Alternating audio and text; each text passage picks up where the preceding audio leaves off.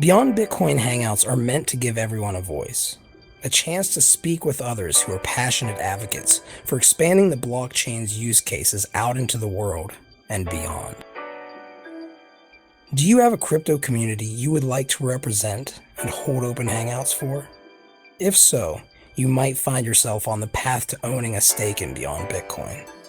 We are looking for people who care about people who want to bring others together, because crypto communities are people.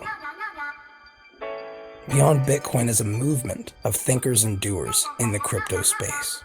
And if you feel you are one of them, reach out to beyondbitcoin@gmail.com for more information on how to debut your community's efforts to reach to the stars and beyond. Welcome everybody to another Beyond Bitcoin Hangout. Today is Friday, June 30th, 2017.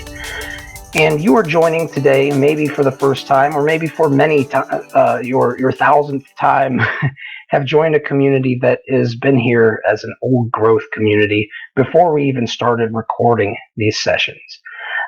So we've got a lot of people who join up every week who like to talk about different issues and projects that they're working on and utilizing cryptocurrency as a disruptive force to help enable change in the specific areas that they see it being a valuable resource. We've been here for disruptive technology and spend a lot of time focusing on cryptocurrency, aka blockchain technology. You will sometimes hear the two used as though they are one. They are not, but we do definitely cover this in these hangouts, and we have covered them for a long time now. In fact, we were there for the beginning of BitShares, the beginning of Steem, the beginning of Peer Plays, and now we are here for the beginning of EOS and all of the evolution of what our ideas that we knew were going to be someday uncovered for the gold nuggets that they were. And that day seems to be fast approaching, if not already here. So I want to congratulate all of you who've been here from the very beginning, and those who are here for the first time. I want to thank you for joining up and becoming part of this ecosystem and learning a little bit more about something that you obviously have some interest in, and maybe, just maybe, you'll become a cryptocurrency nerd like those of us in here. With that said, we have 9 different projects that are going to be talking this week. There will be approximately 15 to 20 minutes for each project. And we go by the order of, based on the upvotes in the comments on our Hangout thread, which is found on steemit.com under the Beyond Bitcoin section. It is the Beyond Bitcoin guest sign up thread. So feel free to leverage your community to upvote you whenever you post a reply there. And you will be able to speak about your project here every week.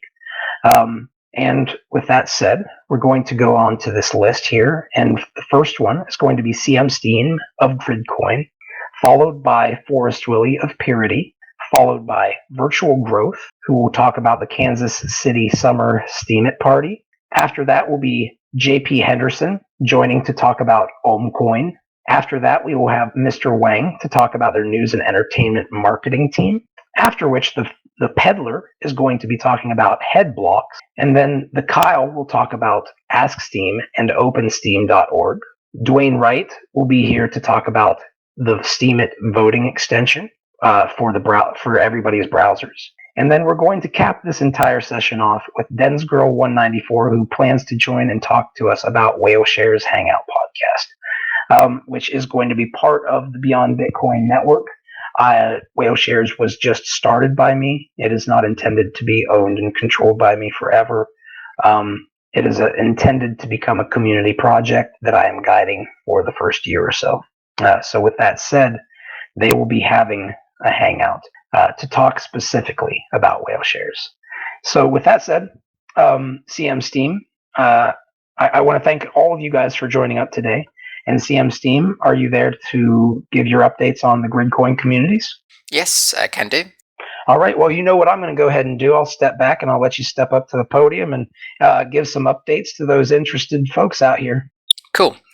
Okay, so Gridcoin, it's a cryptocurrency which securely rewards BOINC computation on top of proof of stake. So it rewards this computation on behalf of the BOINC project owners, as opposed to the BOINC project owners having to go out and pay for computation up front, like you would have to do at cloud computing companies or on our competitor platforms like Golem, Sonum, IEX, and stuff like that. So from a perspective of someone that needs computation completed, it's entirely free, and the users that do the computation get paid by us. So what's BOINC? BOINC is an open source volunteer distributed computing platform which utilizes the spare computer resources donated by volunteers around the world to attempt to cure diseases, map the Milky Way, search for extraterrestrial life, and literally any kind of distributed computation that you can distribute. So basically anyone that needs a serious amount of distributed computing power, think hundreds of thousands of CPUs or thousands of graphics cards, they can create a BOINC project quite easily, within a day of, a little bit of work with a Docker containers and stuff like that. In order to create a distributed cloud service of their own desire, basically using commercial off-the-shelf software, is pretty easy. So that's just a background kind of knowledge dump about what Gridcoin and BOINC is. So I'll be covering the following topics: Superblock downtime, some trading information, news about the community development, and a quick shout out to some recent high quality Steemit posts. Okay, so a Superblock downtime. So what is a Superblock? Superblock is basically we create a block every 24 hours that contains the statistics, the BOINC statistics, to which we base our rewards upon, right? So we all agree, yeah, you get this amount of points, you have that amount of points, and if you stake a block, we reference it to validate your earnings, right? So there was approximately 5 days of the Superblock being down, so no Superblock was staked or agreed upon within the Gridcoin network. This was caused by a lack of consensus within the Superblock mechanism. So basically BOINC computation was not rewarded for approximately 5 days. Normally we don't have downtime. In the past it's been 2 days max, so this is the longest period of downtime that we had. During this downtime, the proof of stake consensus mechanism was doing the work behind the scenes, so there was no risk to the network itself. It was simply new BOINC rewards weren't being rewarded at the time. But if you continued crunching the BOINC work, you will still be eligible to make earn the Gridcoin that you would have been earning anyways. So so in order to prevent this occurring again in the future, right, our developers are working on implementing a cross-platform compatible Superblock generation mechanism. So effectively at the moment it's only Windows only, right? So if we can get Linux added in there, then that means way more users will be participating in the consensus mechanism. So we won't have a period of disagreeing on what Superblock should be. We're also thinking about forming the Superblocks on an individual project basis so that one project doesn't throw a wrench in the works.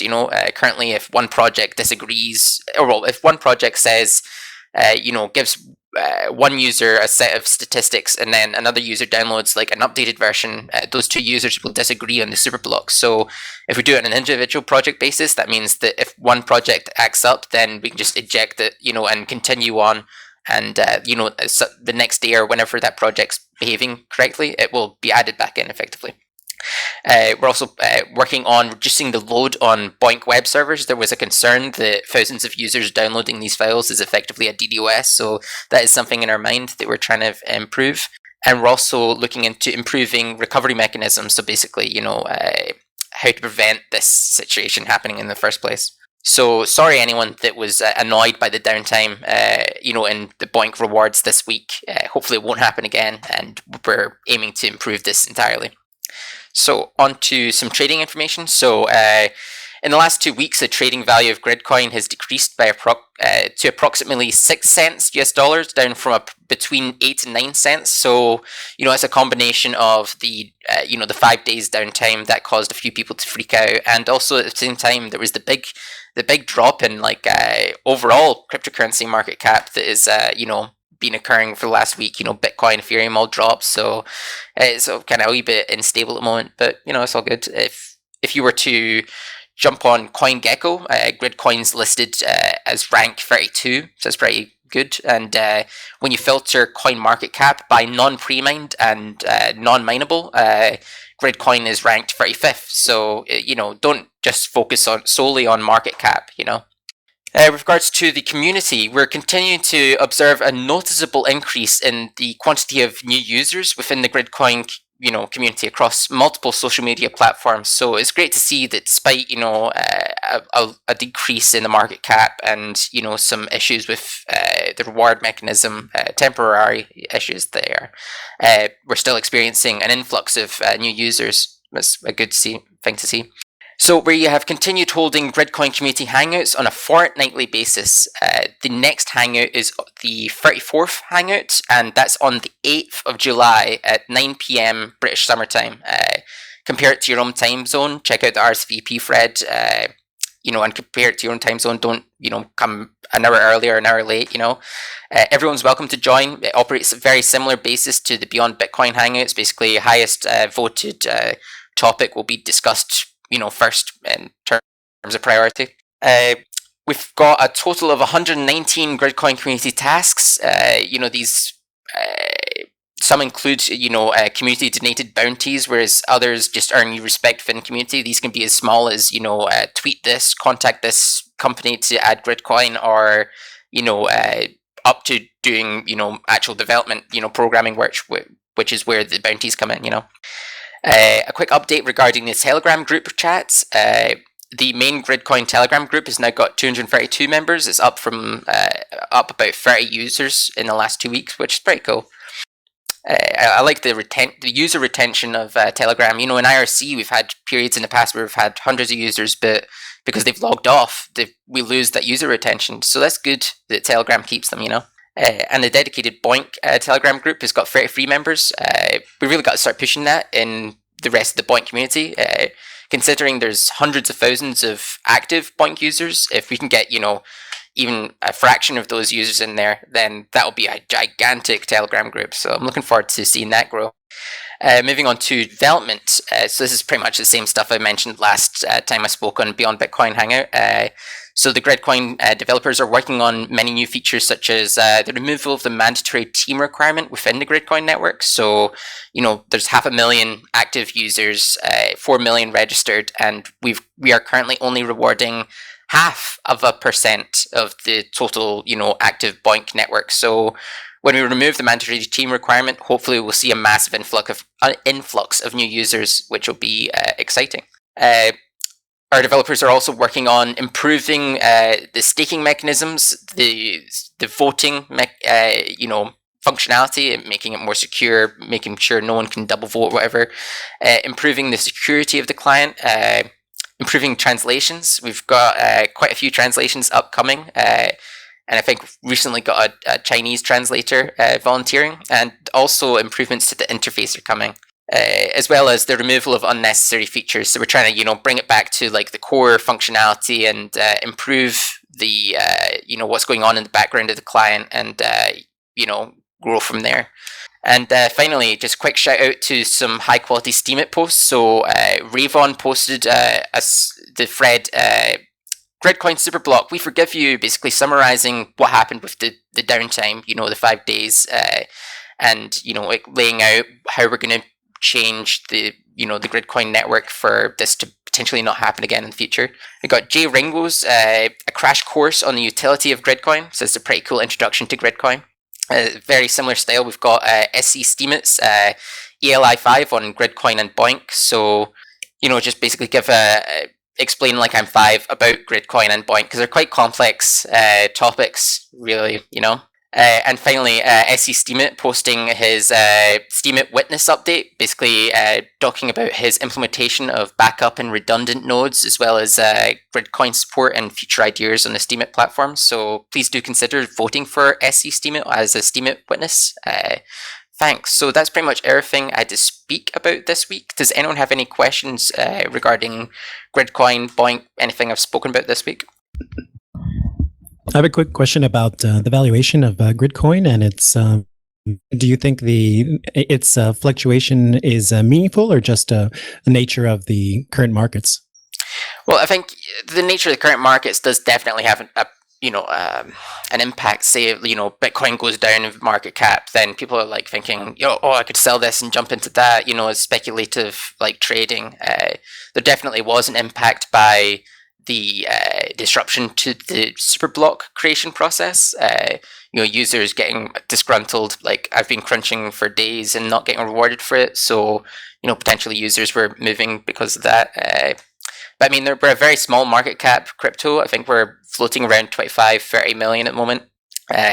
Hopefully with the removal of mandatory team requirement, we'll see, tens of thousands of new users join the Gridcoin network. And, considering we're a proof of stake cryptocurrency, that's got to be a good thing, for the future valuation of Gridcoin, at least in my opinion. In my opinion, I'm just going to go ahead and just say it, man. The fact that you guys are in a space where you're kind of ahead of the game, right? There's a coin that does every single thing. There's a Boink project out there that exists that does the same thing within the entire ecosystem that you guys have. You're building an entire ecosystem, not just a coin, right? So it's harder at this stage for people to understand that, because we think that the blockchain just makes so much sense because we are these weird nerds. We're like this very small group, right? I think I heard it estimated that we're actually under 100,000 people in the crypto sphere. And I heard that within the past couple months. And I remember it being from somewhere that I actually thought that this person knows what they're talking about. I don't remember who it was, though. So take it or leave it. But if you look at Gridcoin, and you said how many active users are there on the network? 500,000 active users. So if I'm to look at anything in terms of a currency that really fixes things and helps the world, and we leverage our computing power for it, man, Gridcoin is it. It's the pick, buddy. So I'll just say congratulations when people realize it. Thanks. I mean, everyone's got an old computer that's gathering dust in the corner of their house somewhere that could be earning Gridcoin. And, at the same time, a lot of people do Boink just for the purely the science of it, or, it's basically like a lottery of whether or not you're going to, solve a key piece of scientific research. I mean, what if you, accidentally, purposefully, I guess, find the cure to like AIDS or cancer or something like that? That'd be crazy, I think you also got to look at the fact that our competitors like Sonam is, Sonam's still doing an ICO phase. IEX is, I think, about $50 million at the moment, and Golem is floating about 400 million, and all they've got is, promises of like a distributed rendering mechanism, which we've already got that as Burp, and effectively, if you compare the cost of computation in these platforms, you have to pay for computation on those platforms, whereas on Boink, it's entirely free. So that's got to be, pretty valuable. And you already have large networks of people who have a lot of computational resources, and they're using these, right? Already boinking. Yeah, totally. I mean, within the Gridcoin community, I personally know a few people that got, work in data centers potentially. They've got thousands of cores of CPU power. I know people with, dozens of the latest graphics cards, and that's not even that's disregarding the fact that within the greater Boink community, there's people, people got to be owning like data centers, the amount of computing power they're outputting, and their own teams. It's just crazy. So, I think recruiting these users into cryptocurrency itself is going to be quite interesting in the future. It is a hurdle, definitely, breaching into this well-established community, Yeah, you guys are one of my favorites. I'm biased, but then again, I'm not gonna lie. For not being a coder myself, I've been pretty dang accurate on my calls of the best cryptocurrencies. So take it or leave it for that, man. But does anybody have any questions or comments before we move on to for Custom Miner? He's an expert here on Gridcoin and boinking. All right. Well, I'll just say real quick, if people want to, maybe they don't want to cure cancer. maybe they want to find aliens. They think that finding aliens will cure cancer and everything else, and that's just a better idea. How do they contact you to find out about it? Right, so if you check out my RSVP post and the Beyond Bitcoin Hangout thread, there's tons of links in my post, especially at the bottom. You know, we've got like the Crypto Coin Talk as our main forum. I think it's actually called Cryptocurrency Talk now. You rebranded it.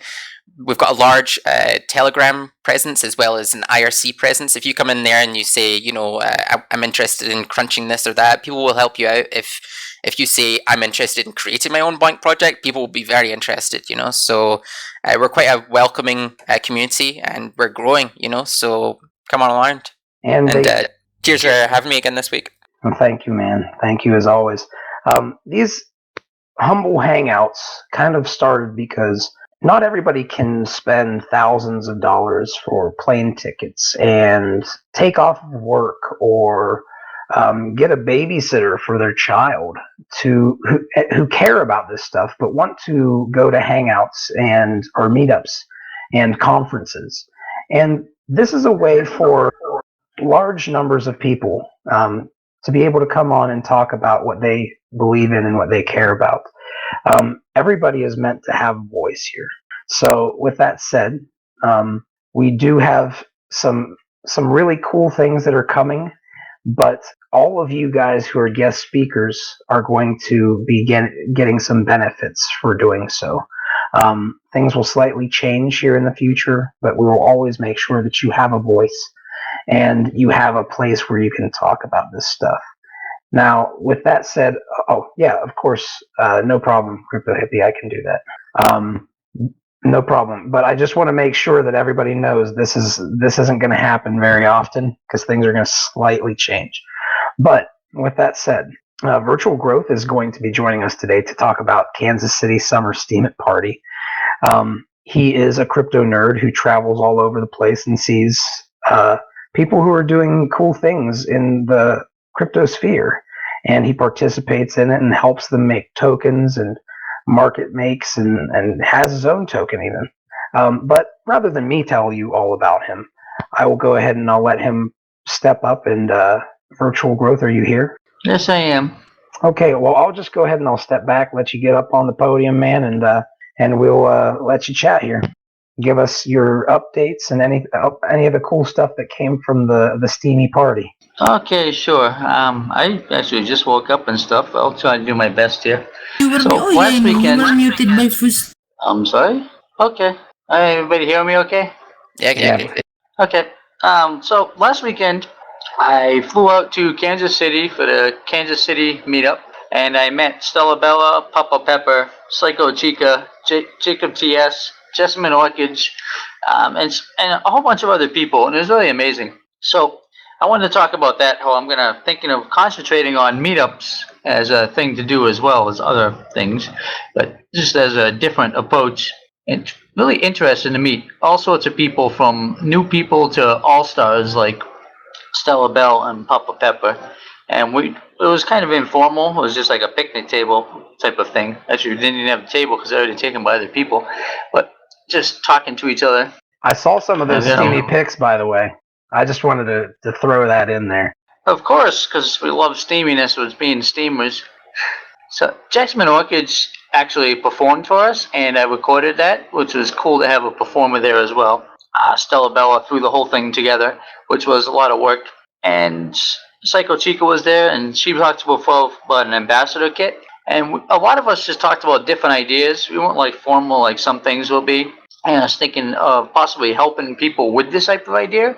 So if people do have a meetup idea, they can reach out to some of us who have done this or other ideas. And Psycho Chica might remember talking about an ambassador kit before. And we're thinking of doing different things to have a kit for people to have meetups like we did last weekend. I also mentioned the possibility of things like workshops. So we can do like little informal ones to bigger ones, and Stella Bell is definitely interested in helping people with this idea as well. She made a little coin, which we can give to a new user, and it's also good for one of our full upvotes, and that's an idea for some people. And Papa Pepper passed out t-shirts, Then Psycho Chica made a post afterwards asking somebody about making a business card, and some people have done that. And when you go to these things, you might want to have different things with you to identify yourself so that you get known by more people, whether you're new or that you have more people.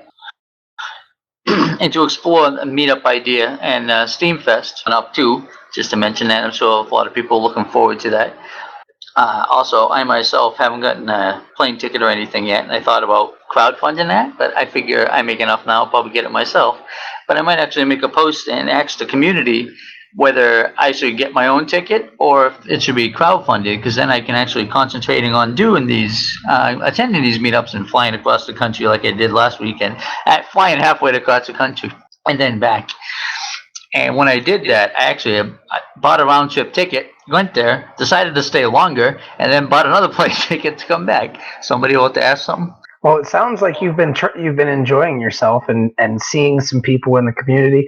I see that they had somebody playing guitar there, and you guys were out there. It was a nice day out. You had a nice little crew. Who all was there that you got to see? I got to see, one sec, I'll get a list. Does anybody have any questions? I thought I heard somebody. I did at one point, then they disappeared. It happens. No worries. I do like looking at these pictures though. Like, you guys had a really good time. It was.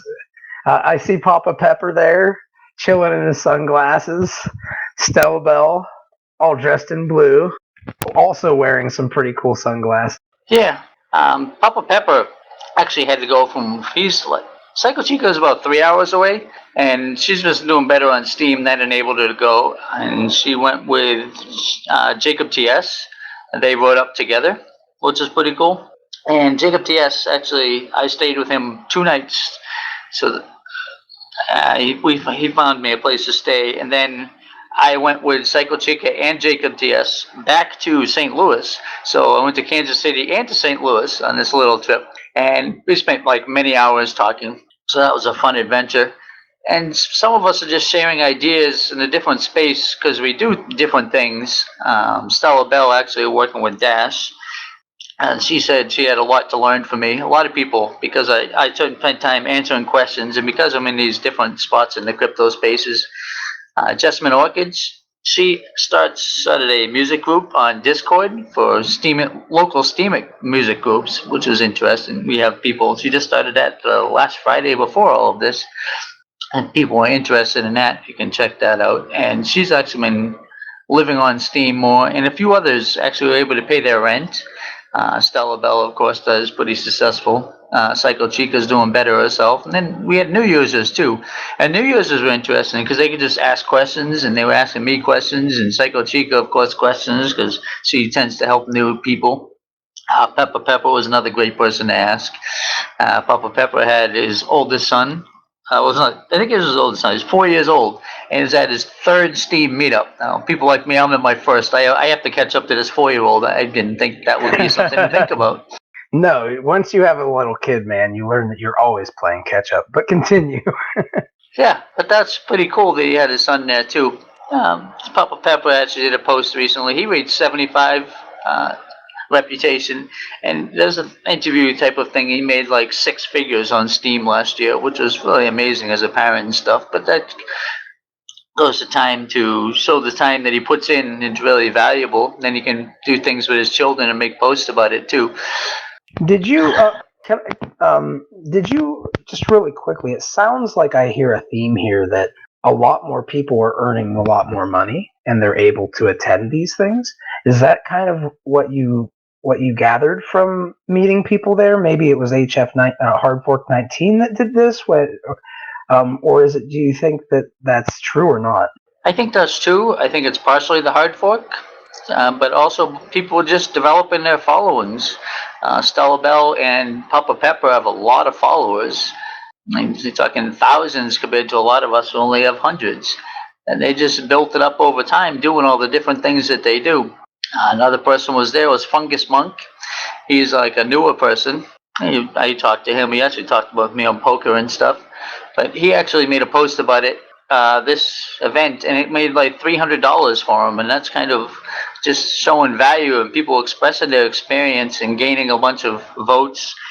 Some people gained a lot of followers. I think it was Jason Russell said he gained almost 100 followers in the past week from this. Just the added exposure and then the cross exposure that we have between each other too.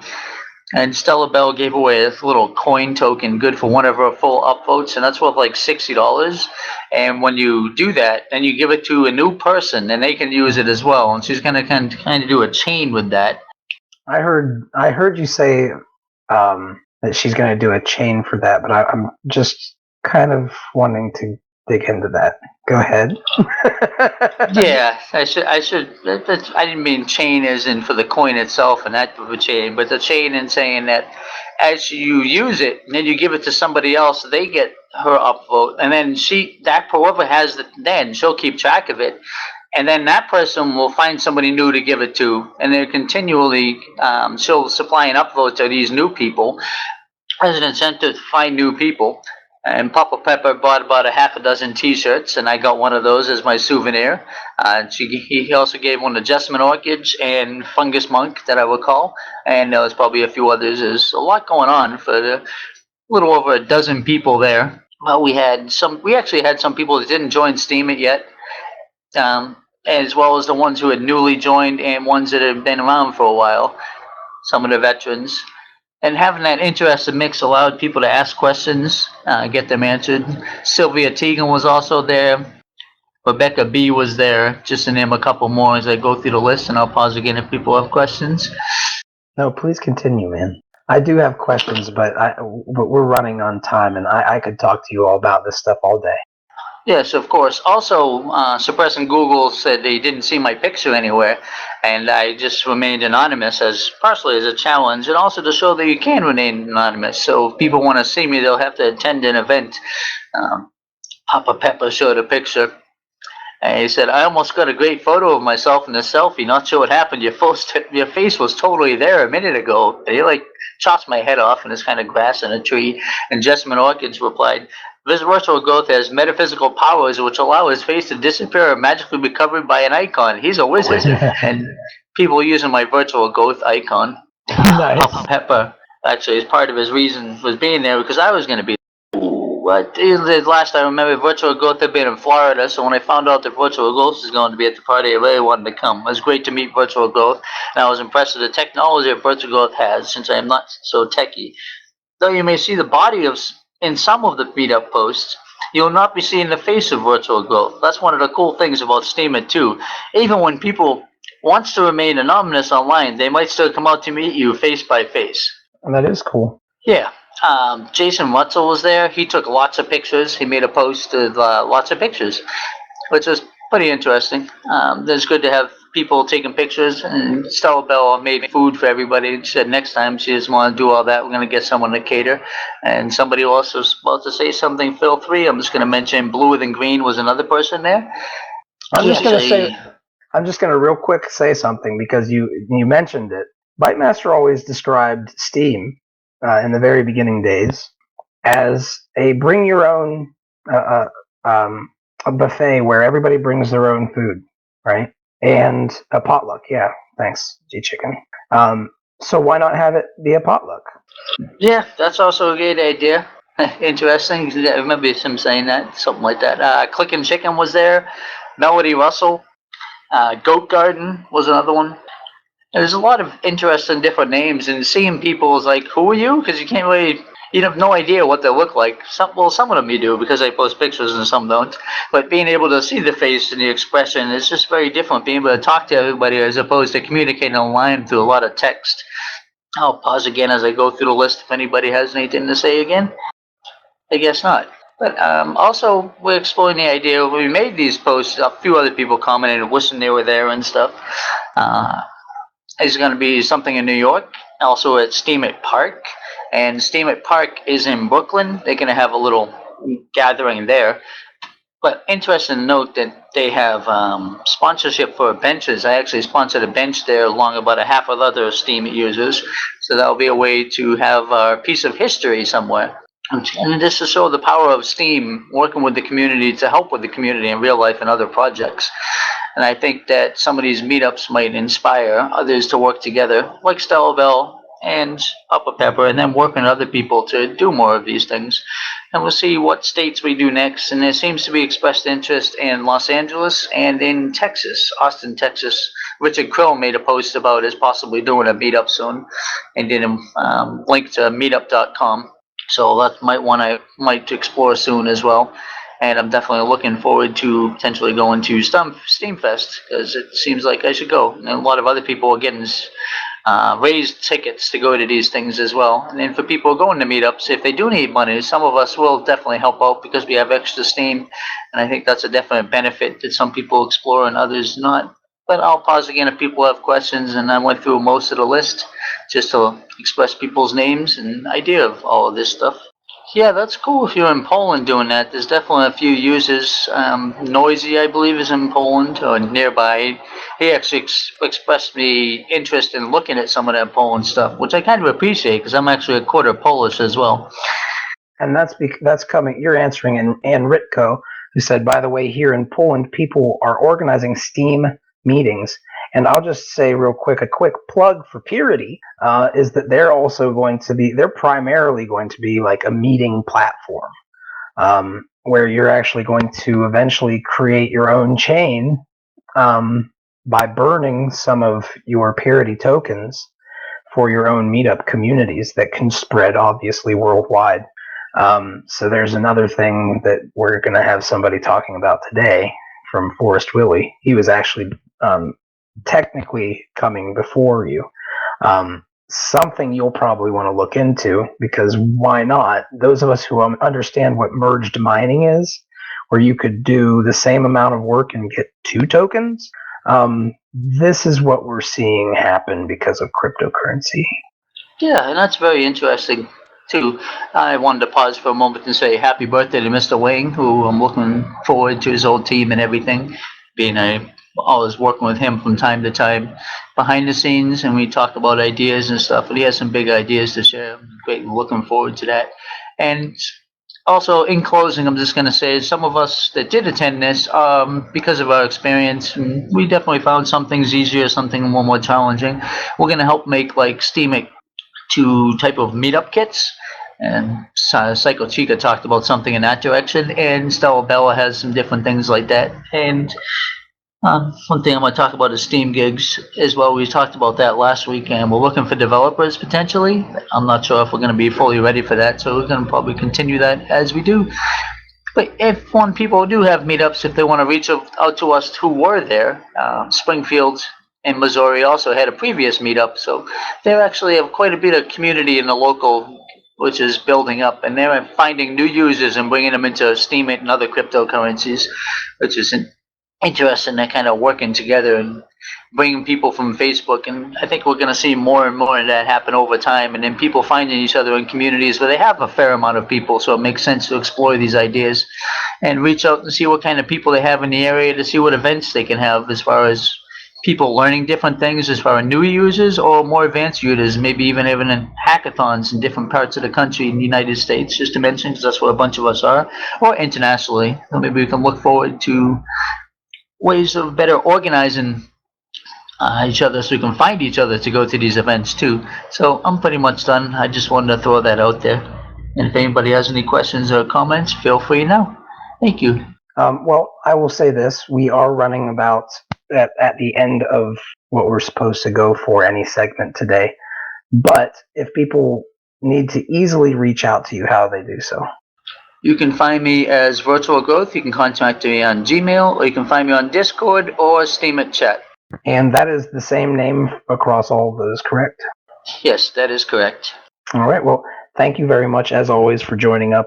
I want to just thank everybody who joins up, because when you have people who show what they're doing in this space, that is, if you're not familiar with this space, you quickly learn that people who are doers and thinkers who don't stop doing those things are extremely rare and valuable. It's like diamonds that you pull out of the ground.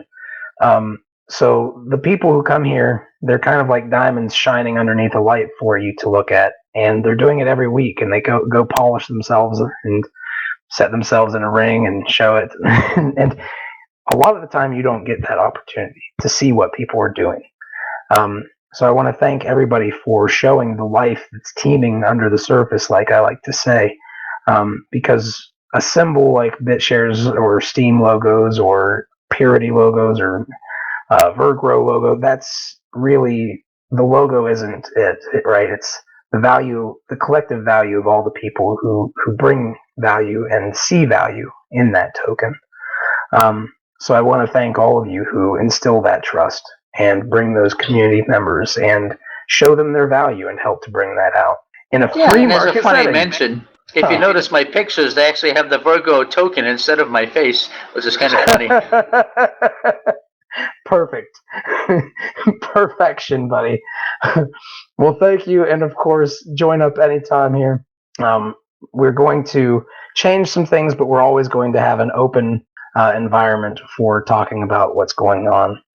So with that said, we are going to move on to JP Henderson. Let me make sure. JP Henderson, are you online, buddy? Hold on a second. Oh, okay. We'll go ahead and we'll move on to Mr. Wang for a moment, and then we'll ask if JP Henderson is here afterwards. Mr. Wang, are you there? Can everybody hear me? Okay. Yep. Yeah, we got you. Okay, just making sure that it's not my end. You're cutting out for a minute. Can y'all hear us? Yeah, I hear you well. Who just spoke? Okay. I'm. Okay, there we go. Well, up next is going to be Mr. Wang, and he's going to be talking about their news and entertainment and marketing teams. So, Mr. Wang, I know that you probably aren't here to talk about WangChange and everything, but since this is Beyond Bitcoin, you are also the holder and creator of that. But you have something pretty cool to talk about today. So rather than me dig into it too much from what we've talked about behind the scenes, I'll go ahead and I'll let you step up and provide us with some updates on what's going on and maybe take some community questions. Yeah, man. Yeah, y'all know me by, Mr. Wang and the whole WangChange token and stuff like that. But what y'all didn't see too much of, or what I didn't talk about much, was the projects I was really developing with the team and the people that I work with on a frequent professional basis. Well, I've been bugging them like crazy, saying, "Hey, yo, come check this out. What do you call it? Y'all need to get up on this platform. It's social media. We could take all our content, put it up there." So I've been pitching it. I've been pitching it like crazy.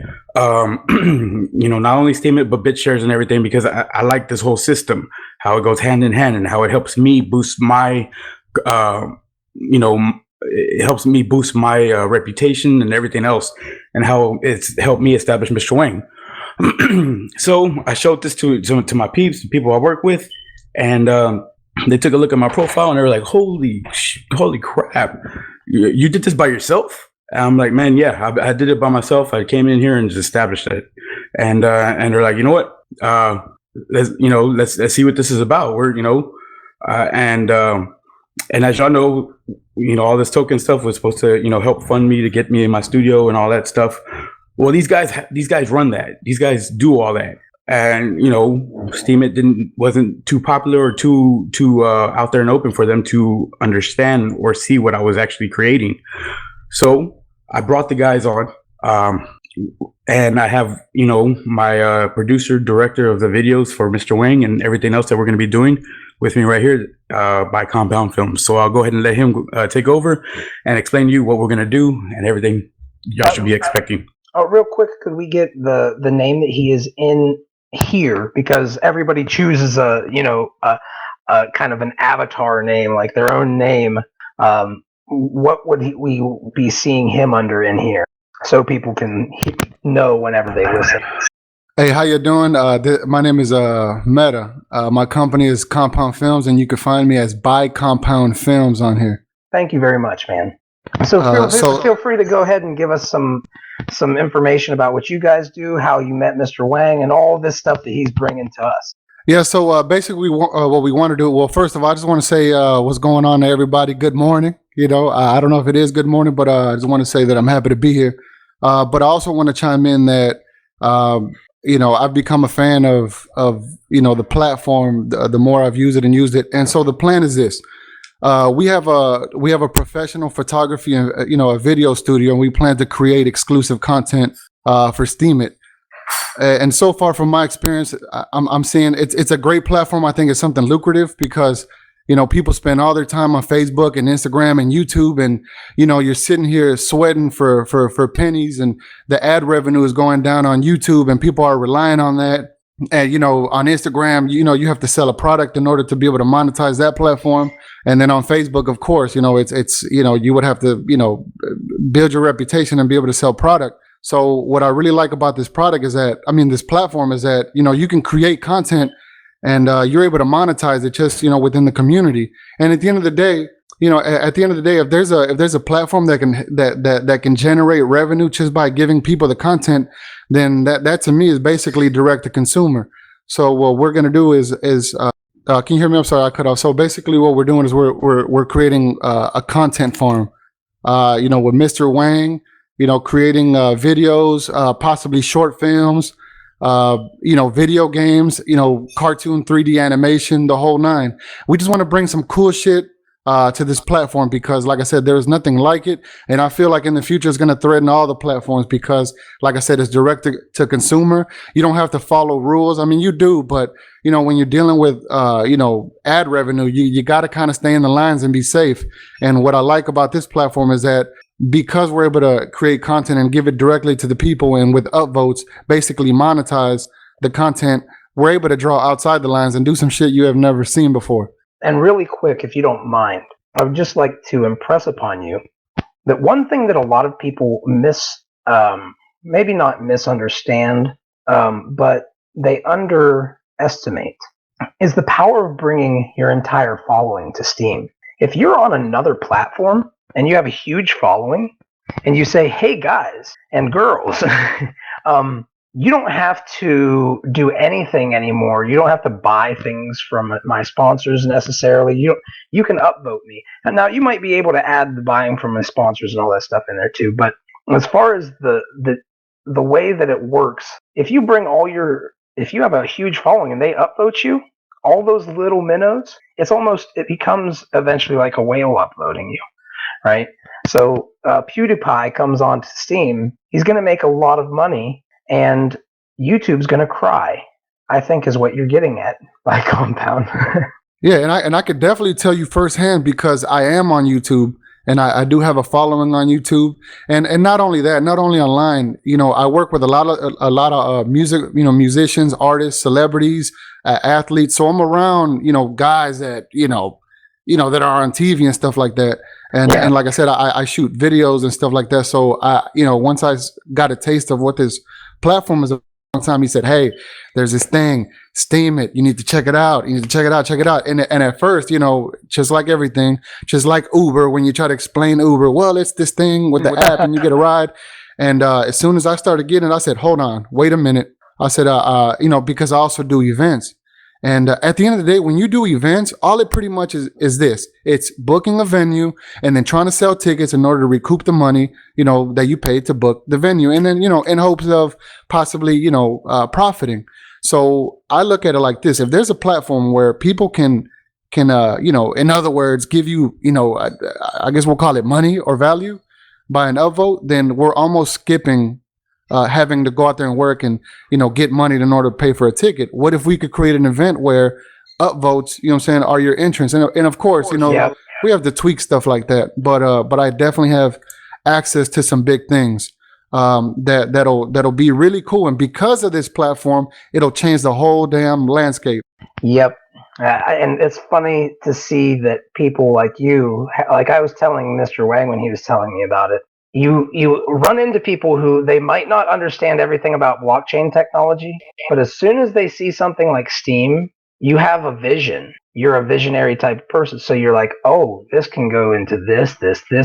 Oh my God, I can't do any of this stuff yet. I can do it with this.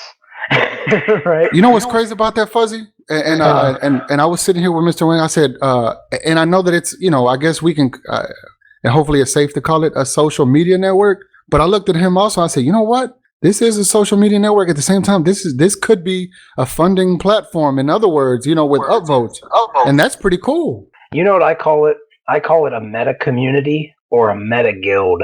Because if you think about it, you have groups of people who form who support one another, and sometimes they cross over and upvote others.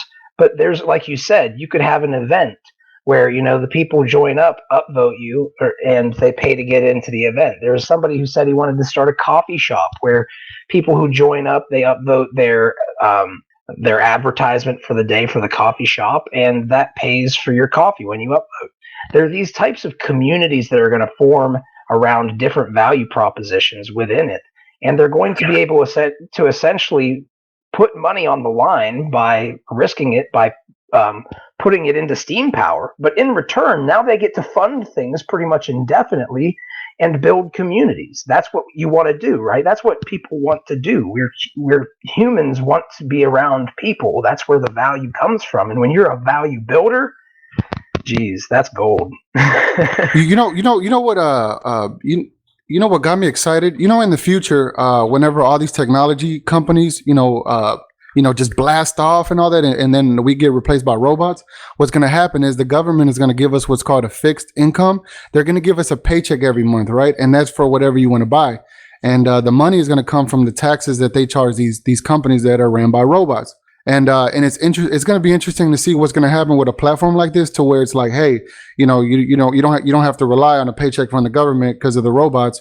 There's this platform where you can earn, and I'm excited to see what happens. That's what I was just about to say. What if we don't even have a government saying that? What if we own the corporations? We run robots that essentially do the work for us. We tell them occasionally, hey, you gotta fix this, and this, and then they move on, and they like doing this. This isn't, these are robots. Robots do this stuff like computation and work like we breathe, right? So it's like not a bad thing, and we're leveraging that. Of course, there's other potential things we've got to look at, but yeah, man, it's mind-blowing, isn't it? It's good. It's always interesting and amazing to me to hear people who join up who are like, I can tell you're pumped. Oh yeah, definitely. And I've been working on films and stuff like that. And you know what? I can speak on behalf of the entertainment industry. The entertainment industry is scrambling right now.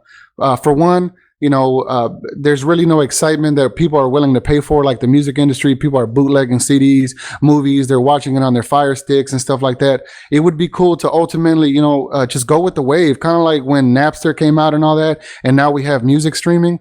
It would be cool if, we had exclusive, like Netflix and Hulu and Amazon Studios and YouTube Red and, all these companies, they're paying, billions. I think Netflix spent $4 billion on content. It would be cool to ultimately premiere exclusive content on Steam. The only thing that's holding it back right now, I know that it's still an infant and it's still a child, but I see where it's going, and it's going to grow to be, it's going to grow to be big and beautiful.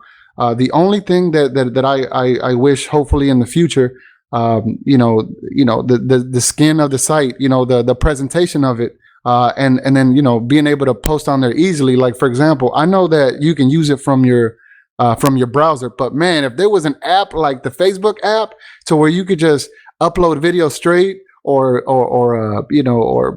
just content, that would be super beautiful. And I know that if I turned around and told the world about it and access was easily done like that, I know that you'd be in outer space. I'm telling you. Well, by Compound Films, what is your name again? I'm sorry. Marcus? It's Meta. It's Meta, but my company is Compound Films. Okay, Meta, the cool thing that I can say to you, and we'll have to move on to kind of something else, your final stuff here shortly, but I will say this. There's a developer who comes in here quite often. His name is Good Karma, and he works on an app called eSteam, and he's a bad dude. He's very worth anything that he's paid. I can just say it. I have no qualms saying it about him. And he does have an app that it doesn't probably have that functionality yet, but he's very open to listening to people and what their needs are. So maybe if you connect up with me and remind me, I can get you connected up with him. Well, definitely. I'm definitely happy to be a part of the community, a part of the team. And I guess just to wrap up, put it in a nutshell. So basically, what we wanted to get on here is to explain that we're basically going to create a media network, social multimedia network on here, and we can't wait to create a whole bunch of shows, skits, comedy, even do a live comedy show here, stuff like that. And we just wanted to get on here, not so much to pitch anything, but just let everybody know what we're doing. And it's definitely happening, and we already started it a couple of days ago. So if anybody out there wants to create an opportunity and turn a good opportunity to a mega great opportunity, we're definitely open to it, and we're all ears. But it's definitely coming for sure. How do people contact you guys if they would like to do so about this project? You could contact Mr. Wang. Steamy Mr. Wang. Well, go ahead and tell him, Mr. Wang. Yeah, my same old details. As a matter of fact, let's keep it simple. Just do wcarranza@gmail.com because I don't want to add too many emails and get lost trying to look for emails. How do you spell that?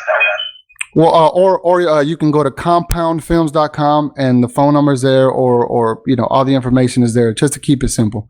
Right. Or you can find me out here by Compound Films or Mr. Wang. And like I said, we're excited and we're ready to create some cool shit. Well, and Discord and Steam.chat for me. I'll get by Compound Films on there soon too. And you will be found under Mr. Wang without the period in between the R and the W. Correct. All right. Well, looking forward to hearing more. Obviously, I knew things were going to be coming from this stuff already, but it's good to hear from you, Meta, and I look forward to hearing more from you. Definitely. It's your world. I'm just living in it, man. Thank you for the opportunity. No, it's crazy. What makes it amazing is watching how it's becoming our world. What we're like this. The crypto community is this small little drop in a bucket community in tech, and even in tech, I mean, and that's not even talking about the world over. Out of 7+ billion people, how many people know about cryptocurrency, and how many really know about cryptocurrency? So we are very happy to see our little world grow. So thank you for being part of that, man. Definitely. And when we're ready to develop the Steam It video game, we'll definitely let you know. Oh, dude. All I know is I need a sword that's a Beyond Bitcoin sword. So we'll talk. Anyway. JP, yes, we'll talk. I assure you we will talk. Up next is going to be JP Henderson, who's going to be talking about OHMCoin. JP, are you alive and well, my friend? Yep, I'm here. Sing for us with that beautiful voice. All right, but yeah, OHMCoin, or Ohm Wallet, actually, more properly, I should say, but it only works with OHMCoin, so. Fair enough. But Ohm Wallet is Ohm is a pure proof of stake coin that they started at, gotta hit my push to talk. But Ohm inspires socio-technical innovation through the development of a decentralized currency that rewards active kindness and sustainability, generating a more positively focused economic culture in which all are welcome and anyone can get involved. And Ohm is the first cryptocurrency to be connected with an augmented reality called the SVV. And one of our initiatives between Ohm and the SVV is Project Lamb, where we reward acts of kindness with OHMCoin. And the idea behind that is they want to get 1 million acts of kindness documented on the block. And so they started Project Lamb to do that. So can I really quickly just ask you one question? Well, first off, Project Lamb is the part that gives away tokens for acts of kindness. We've established that, correct? Yes. So on hold on a second here. So on the coin itself, if anybody's looking at it, you can look at it on ohmwallet.com. Yeah, there you go. You'll see that there's also a lion on the top of it. Is there ever do you know of anything that's a plan for a lion project? Because there's meaning to that, right? Yeah, I'm not exactly sure the meaning behind that particular symbol, but I know the lion stands for the sun, and the sun is the provider of all things. So, It's just interesting. I mean, how do you guys, have you had the conversation with them about how a project LAM would bring value as far as making the token intrinsically valuable? Well, one of the things about it is it'll bring people that aren't crypto people into the crypto world, and get some trading. Get some trading and everything. So, and one value proposition I see is when you find, and you and I have had this conversation too, like the people who give in this world, when you have people who quite literally are givers. It's like what they do, I don't know why it is, but they exist. But it's to the point sometimes where givers will give too much and they don't have enough for themselves. Like that's the biggest problem with being a giver, right? And those people, when you give them resources, they don't see it as money.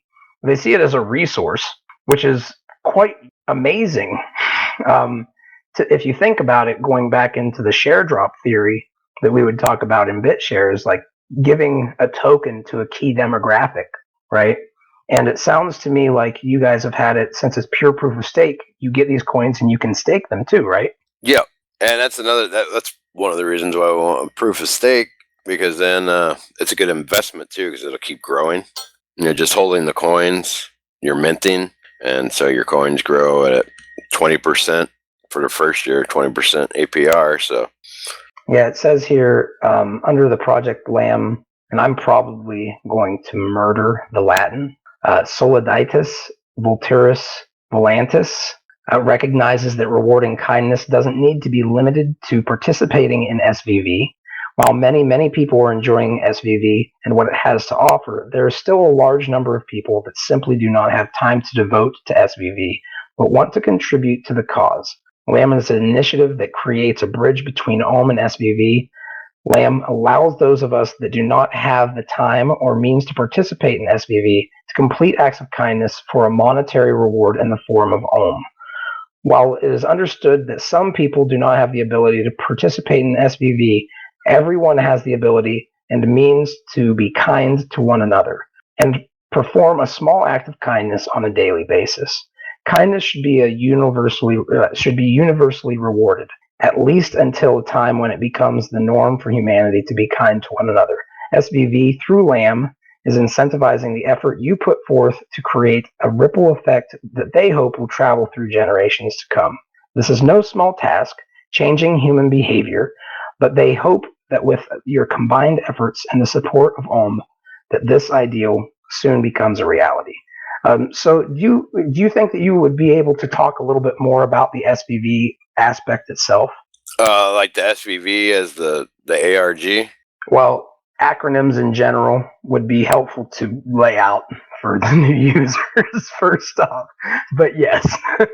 Well, SVV stands for, and I'm probably going to murder the Latin too, Sodalitas Vultur Volans. And Vultur Volans is the Latin name for the constellation Altair, or Aquila. And Altair is the brightest star in Aquila.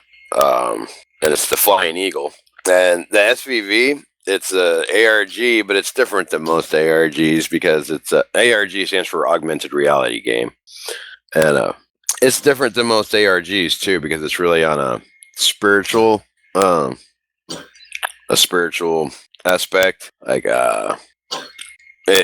it'll give the applicants puzzles that they got to figure out, and after the first few, every applicant has their own path, and they develop different puzzles that teach people different things that they might need in their life based on different principles, mostly of the Western mystery tradition and Kabbalah and things of this nature.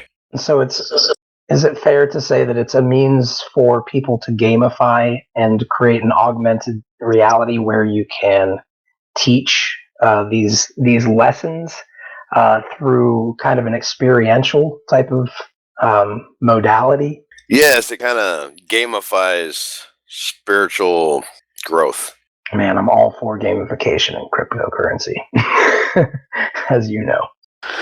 Yeah, and one of the best ways for and it gamifies doing positive deeds, acts of kindness too, with the Project Lamb. So it's they're almost like tricking people into bettering themselves and bettering the world, which is not really tricking them, but gamifying it so that gets people really into it. Well, I'll say this, and I think I've actually said this to you before, but probably not in public. We have an entire generation who was raised on games that taught them and gamified and incentivized them being a hero that takes out evil. Why you would ever want to be a corrupt and evil person in this day and age with that generation growing up and having things like cryptocurrency, I don't know. To me, you have to have no idea of what reality is. You have to literally be a psychopath and not even know what you're putting yourself up against. Because as you guys can see, with just these types of ideas right here in the earliest stages, do you think that this is going to stop, or do you think it's going to start moving faster and faster? I know what I think. Yeah. Well, actually, regardless of what I think, I could just look at what's happened just in the past few months. It's been growing exponentially. If you look at the SVV website, which I'll grab you a link real quick, you'll be able to see that the first thing they have you do is what they call planting a seed. I'm trying to grab this link and talk at the same time, and my control button is my push to talk. It's kind of difficult. It's the best button, though. I don't know why, but I still function so well using that. I always use my right control, which is the one that I don't normally use that for my control A or whatever I'm going to do. But I've learned during Hangouts you kind of have to. You'll get used to it, man. Just like you're getting used to your push to talk key. Yeah. Well, it's just hard to type in a web address and with the control button hit things than what I'm trying to do. So there you go. There we go. And I think because I was hitting the control button, I still got something kind of weird there, but it's close enough. But if you look on there, you can see all over the world, there's a map somewhere on there that shows all the seeds that people planted that they told them where where it was. And that's like a sigil that has a barcode that you can scan, and it takes you. Actually, I'm not sure where it takes you. I've never scanned it. I think it takes you to the Human is Being site. But and that's been all over the world. Literally, that's on every continent, all over the place. It's been on Stonehenge. Somebody's going to try to put one in Göbekli Tepe. All kinds of crazy stuff. That's cool. That's really cool. And it's constantly growing. So just from that, especially since Project Lamb, a lot more people are joining that because the SVV is a little heavy for a lot of people. Mm-hmm. But anybody can perform acts of kindness and get rewarded with OHMCoin. So that's actually why we started the Project Lamb, so that people that don't want to go super into the heavy SVV stuff can still participate in the documenting 1 million acts of kindness on the blockchain. That's such a wonderful goal. I would personally say that it might be a smart idea to have milestones along the way and promote them to show that, because it sounds like if they're growing a lot, it's a good thing to always show people that you're growing and why, Yeah, and one thing that we are working on is putting together a thing that you can look at and see all the acts of kindness, how they're, because you have to document the act of kindness somehow. Mm-hmm. So have something where people can look and see the acts of kindness that have been performed and rewarded with the OHMCoin. I think that would be wonderful. So similar to the planting seeds visualization. Yeah, it's very similar. And you'll be able to see all the positive acts that we've been able to inspire, or however you want to call it. You mean are you trying to say show good news instead of bad news all the time? Exactly. And that's why while it was created, was to try to change the world through positive action. Well, it sounds like a wonderful project, and I'm glad that you finally got on with a computer and a setup that's working for you now, so you can actually talk about it and have people hear it. I knew it was going to happen. I knew it. But with that said, is there anything that you'd like to, well, real quick, is there anything that anybody would like to ask Walrus here about this project before we move on to him closing us off here? Okay, the silence monster. Oh, Talkinator, do you want to ask out loud? You've got such a honey sweet voice, man. Okay, I'll go ahead and I'll ask for you. What about the concern of external appraisal and not from within? External appraisal, like I think people that yeah, I think he's talking about the good deeds. I'm not sure I quite understand the question. Like, well, are you saying, Talkinator, that you like the concern of people creating an act of kindness that they think is an act of kindness, but then they approach the community and it's not considered an act of kindness? That type of thing? Yeah, having others assess your kindness. If others don't see it, did it make a noise? Gotcha. Okay, I get what you're saying. And it hasn't really been a problem so far. I don't think anybody's been like, there's been any problems with people thinking this is an act of kindness and us not thinking it is. But like I said, you do have to be able to document it in some form or fashion.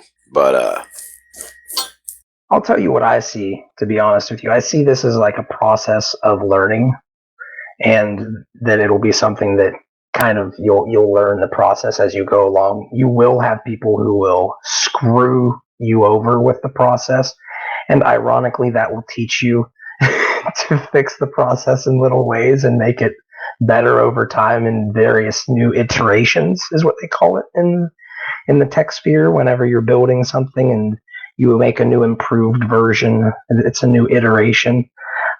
So that's where I personally see it going, but I do know that you and I, Walrus, talked a little bit about the idea of what if Bob goes around saving cats from burning trees, but he's the one who put the cat in the tree before he lit it on fire, and then, then finds a way of documenting it.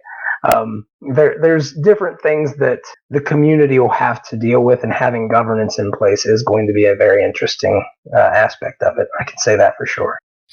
right, and right now, like you get 1 ohm for 1 act of kindness, and right now it's trading for like, I don't know, 100 and something Satoshi. So if you're really gonna burn down a building so you can save kittens from it to get 100 and something Satoshi, that's kind of silly. Yeah. I agree too. I agree. Like the governance, well, let's say OHMCoin goes higher, but yeah, I see where you're going. Now, with that said, of course, we could discuss this for longer, and we will have multiple opportunities to do so. But we do kind of have to wrap this up. Okay, real quick. How are you judging acts of kindness? You said the community is deciding. What are they? Is that through voting, or how are you doing that? I believe that's just it's up to the discretion of probably the chancellor of the SVV and probably the secretary too. Okay, cool. Seems kind of like. Oh, go ahead. I was saying, that's actually me and Fuzzy were talking about this yesterday. Is sometimes it's better just to have one person judge it, because you try to put it up to the community, and then there can create too many. As long as there's the person that's doing the judging is like on the right mindset, that's almost better than a giant committee sitting there trying to sit there and argue about it all day and everything. Yeah. And it just overly complicates the whole thing. So there's a statement that Bytemaster always used to say, and I actually kind of learned it from him, and it really made a lot of sense, as most of the things that he did say. I won't say everything, but most of the things that he did say made sense. And it's not necessarily always about decentralization or maximum decentralization, as much as it is finding that sweet spot between that balance between centralization and decentralization that works for everybody. I do think that there's a lot that we could talk about on this subject, and obviously people are starting to want to. However, Sorry, guys. There was the silence monster moment. You had your moment, and now we're going to have to just ask Walrus to come back next time and talk about it. But with that said, Walrus, how do people reach out to you, aka JP Henderson? Oh, I'm on Steam it as at JP Henderson, and Ohm Wallet is on Steam. There's an Ohm Wallet Steam account that's at OHMWALLET at Ohm Wallet, and ohmwallet.com. I'll put links to all this in the chat. And the SVB got Project Lamb is lamb.humanisbeing.com, and the SVB is humanisbeing.com. Oh, awesome. Of course, everybody who shows up here, I do want to thank you for being open and transparent and providing people with knowledge of what you're doing in the space and what you care about. You are bringing this reality to the world that we are changing things a little bit at a time at first, but we're going to start probably taking bigger bites as we go. So thank you for being here still, ironically, after many years, still very early in the game. And with that said, thank you, JP, for joining up to talk about this today. Next is going to be the Peddler, and he wants to talk a little bit about head blocks. The Peddler, are you on? I do not see you. Are you under a different name? Okay, sounds like we're going to go ahead and we're going to move on to the Kyle, who's going to be talking about Ask Steem and OpenSteem.org. Not Ask Kyle. The Kyle, are you there? Yeah. Is my mic coming through all right? Beautifully, man, beautifully. Go ahead and I will step back. Feel free to introduce yourself for those who don't know you or might be listening for the first time. Give like a real quick overview, and then maybe we can get into whatever else that you need to get into here. Right, yeah. So for those who haven't heard from me before, I came on, I think it was 2 weeks ago originally. I'm the lead developer behind the AskSteem.com project, which is a search engine that indexes the Steem blockchain. And today I'm just going to be talking about some of the updates that we've done to that and a new open source project that we're creating called OpenSteem.org. So Ask Steem-wise, I'm just going to kind of go through these. Since I last came on, we now support user search. You don't have to do anything special for that. You just search as you normally would, and you'll start seeing user search results right alongside post search results. We have created a single sign-on system that works within the Ask Steem ecosystem that uses your Steem sign-in details. And we now have a public post cache available that allows you to see the certain posts on the Steem blockchain as they appeared when we last indexed them, very similar to how you might have like a Google search cache, and that can be useful if you need to see, you know, what a Steem post looked like a couple of hours ago. And then also, for anybody who might be interested, we are currently having a logo competition with a $100 Steem dollar reward. So you might be interested in that. So that's really the highlights as far as Ask Steem updates is concerned. But really what I'm here to talk about is OpenSteem.org, which is a new Steem metadata standard that we're putting forward.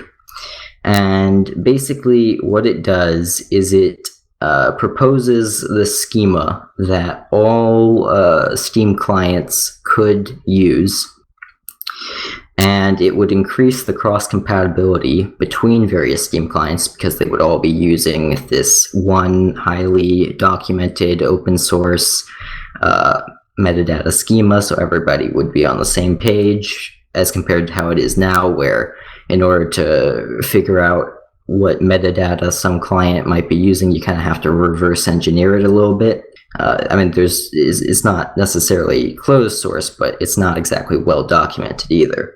And then also, there are some technical limitations to this, but one of the neat things about the standard is that it does allow for native of small image files, video files, and audio files directly onto the blockchain.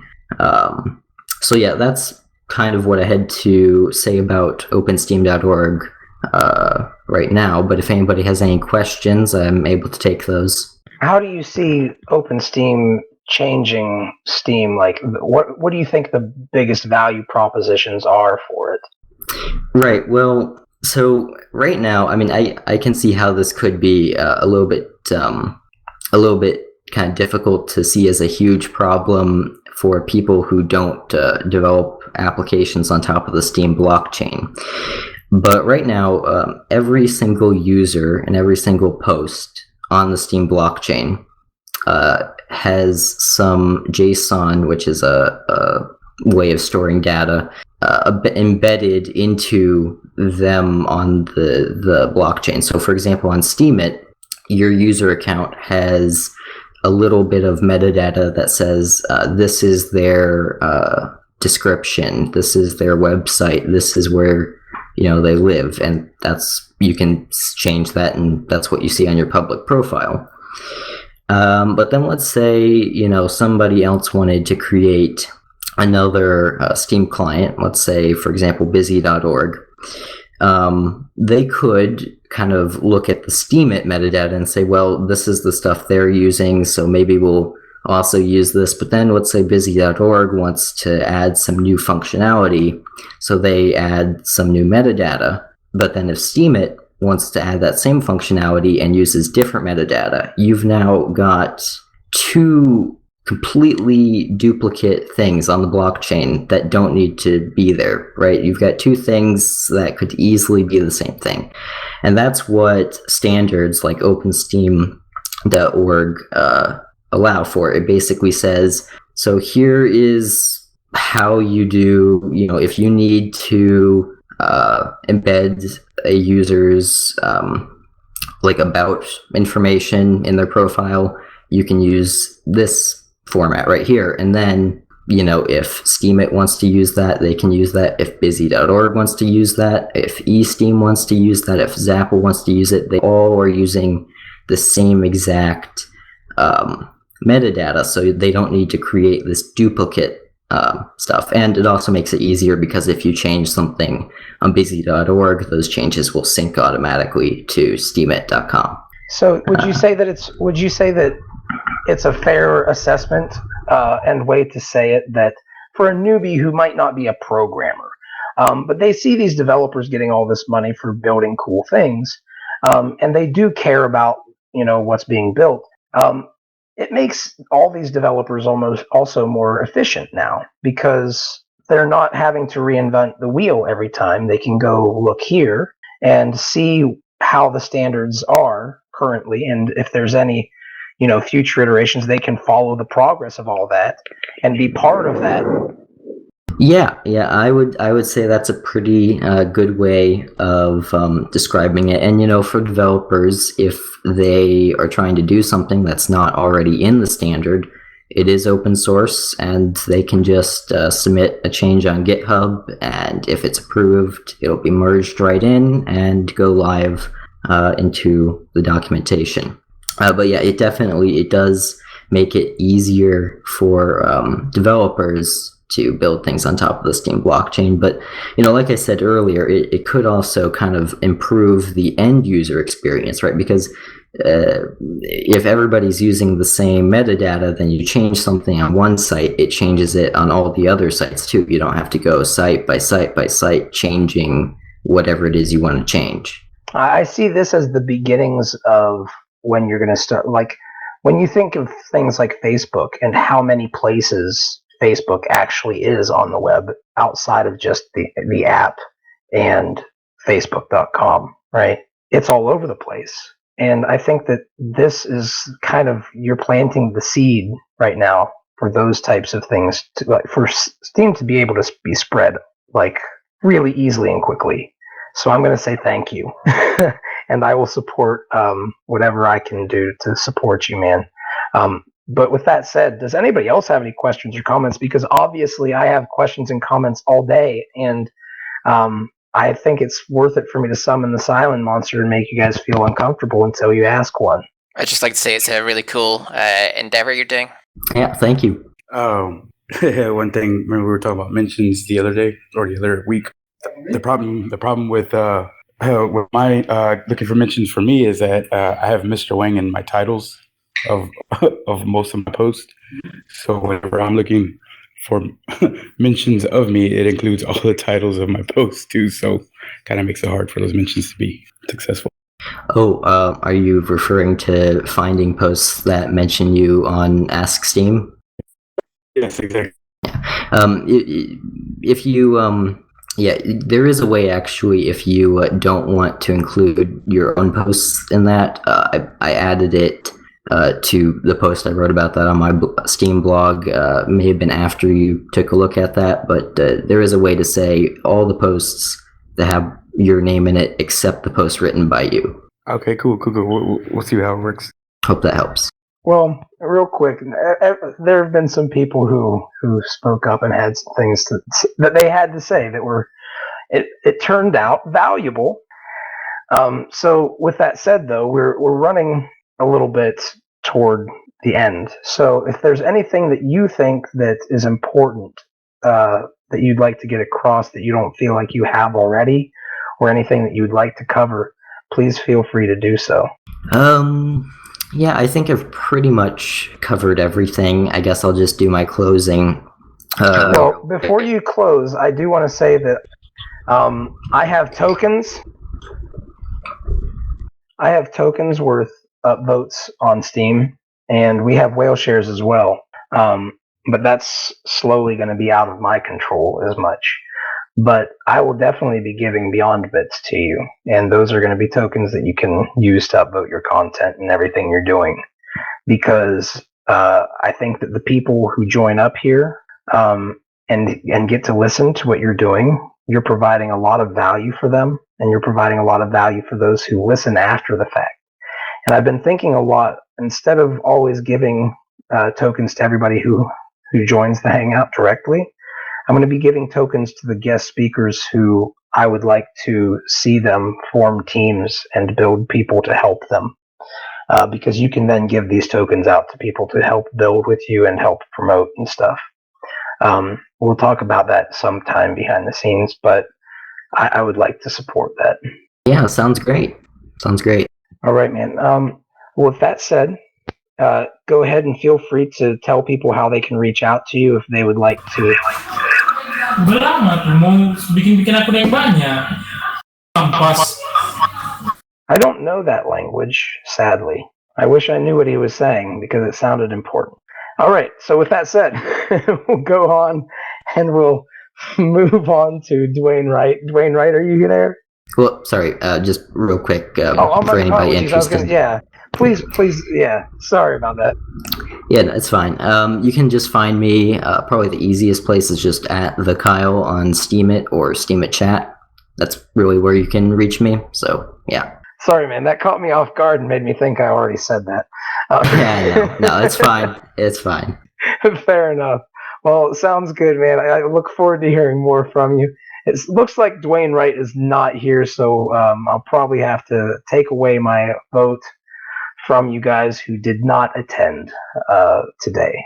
With that said, Den's Girl is here today, who's going to be talking about the WhaleShares Hangout podcast. And this is obviously something that I'm very interested in. So with that said, I will go ahead and I'll ask Den's Girl, are you there? Sure. You ready to rock and roll? Okay, so what I'm going to do is I'm just going to step back and I'm going to let you introduce yourself and then maybe ask you to give some thoughts on what's going on with this podcast, what you're doing, and what you guys are planning, and all the cool stuff that's going to come along, and maybe open up for some community questions. Okie dokie. Well, for those who don't really know, I'm Den's Girl. And I'm sorry, I'm a little nervous, so. It's okay. This is, what's crazy is When I was in the military, I had to do this podcast thing. I had to go on a podcast. And I forget what I said, but it was going over the loudspeakers and everything. And everybody thought that it was like a sexual thing that I said. And everybody laughed at me for a week. And now I don't have any problems talking into a mic. It's amazing how being on a mic like 4 or 5 times makes you go, oh, it's just a mic. So feel free to talk to us just like you would in the supermarket. Okie dokie. So, sorry. So I'm going to be a part of the WhaleShares Hangout that's coming this Sunday with Walrus, and it seems like you're going to be joining us as well, Fuzzy. And of course. I might be a little bit silent behind the scenes to make you guys talk, though. I won't lie. No, I would encourage that. I need to kind of break out of my shell and start talking a little bit more. I love it. But you are going to be bringing some girl power. You've got a lot of cool things that you do. You guys are going to be doing competitions and stuff, right? Yes, we are. And you organize a lot of that stuff already, as I've been hearing. We have. Would you like to get into some of them? Kind of give people an idea what they might be hearing about in terms of these competitions. Of course, Walrus can speak up to at any point in time, because I believe he's going to be there with you as well, right? Yes, he sure is. Yeah, we're going to be co-hosting it together. So you want me to talk about the contest? Sure. Yeah. All right, that's probably good because I run most of them anyway.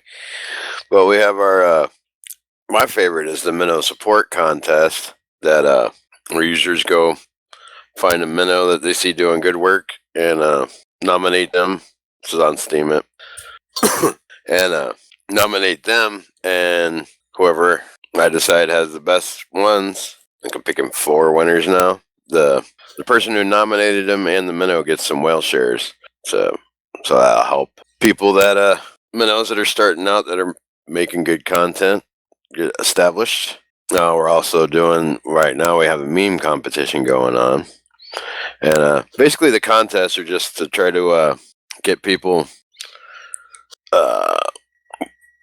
that are producing good content that are rather new to the platform, a little more exposure and a little more funding to help them. Buzz Beer Geek, to answer your question, I had to do it. He says, real quick, I'm just going to plug it here.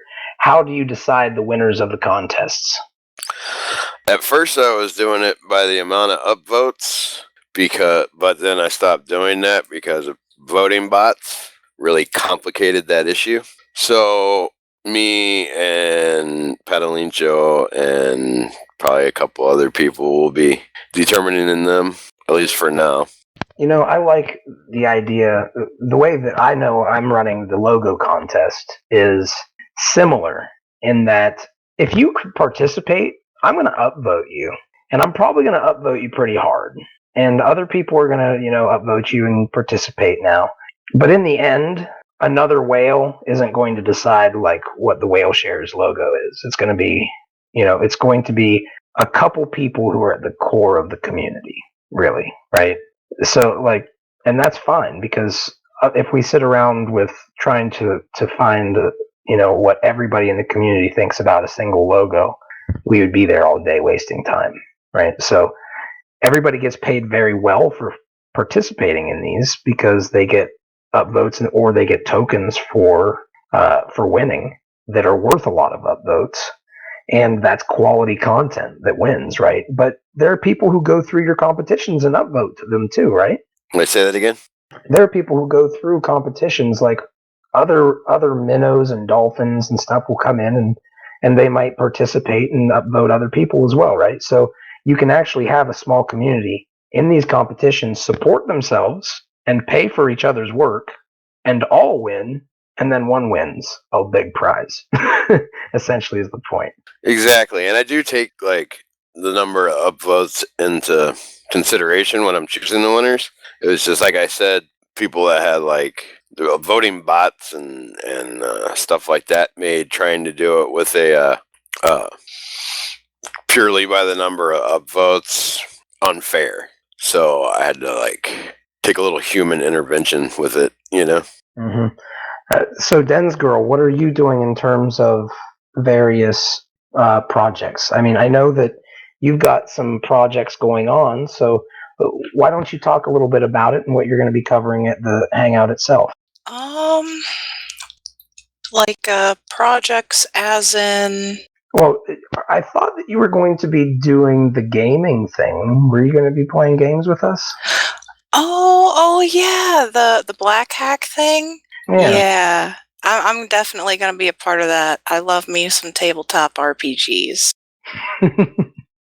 Fair enough. You're gonna roll some dice and slay some monsters, right? Heck yeah! I'm gonna hopefully kick some ass. I hope. Regardless, you'll make a wonderful story. Yay! Oh yeah, tabletop. I'm biased, but continue, please. I don't want to keep talking if you've got things to say. You've got a lot of stuff going on, right? Well, I guess personally, I have things I'm doing right now. I've been working on like Let's Playing and stuff like that. Also, as well with the podcast we're going to be doing, I kind of want to shed more light on things that, like Steam It in itself and everything, and this whole community, which I love all you guys. You guys are all awesome and everything. But you guys talk about a lot of things that I kind of don't understand sometimes because I'm kind of new to the whole cryptocurrency and everything stuff. And I think now that there's more people, especially coming on the site and everything, there's going to be a lot more like noobs who aren't exactly interested in that and maybe want to have some light shed on the things that they like their daily life blogs and stuff like that, like photography, art, gaming, just all that type of different stuff. I want to give some help to those guys. That's a really good and noble goal, and I think one thing that we kind of, whenever we're trying to build things, I know this is from my perspective, so maybe everybody here might disagree, but I think I'm on point saying it. I'm always busy building things and what I'm thinking about what we need as a broad community. And it's like there are all these little people who are not making a lot of money and they're sitting here and they're helping each other while I'm trying to figure out how I'm going to spend this to build this stuff. It's a completely different level. There's different sets of problems for both levels. For newbies, it's a huge problem, and we need newbies.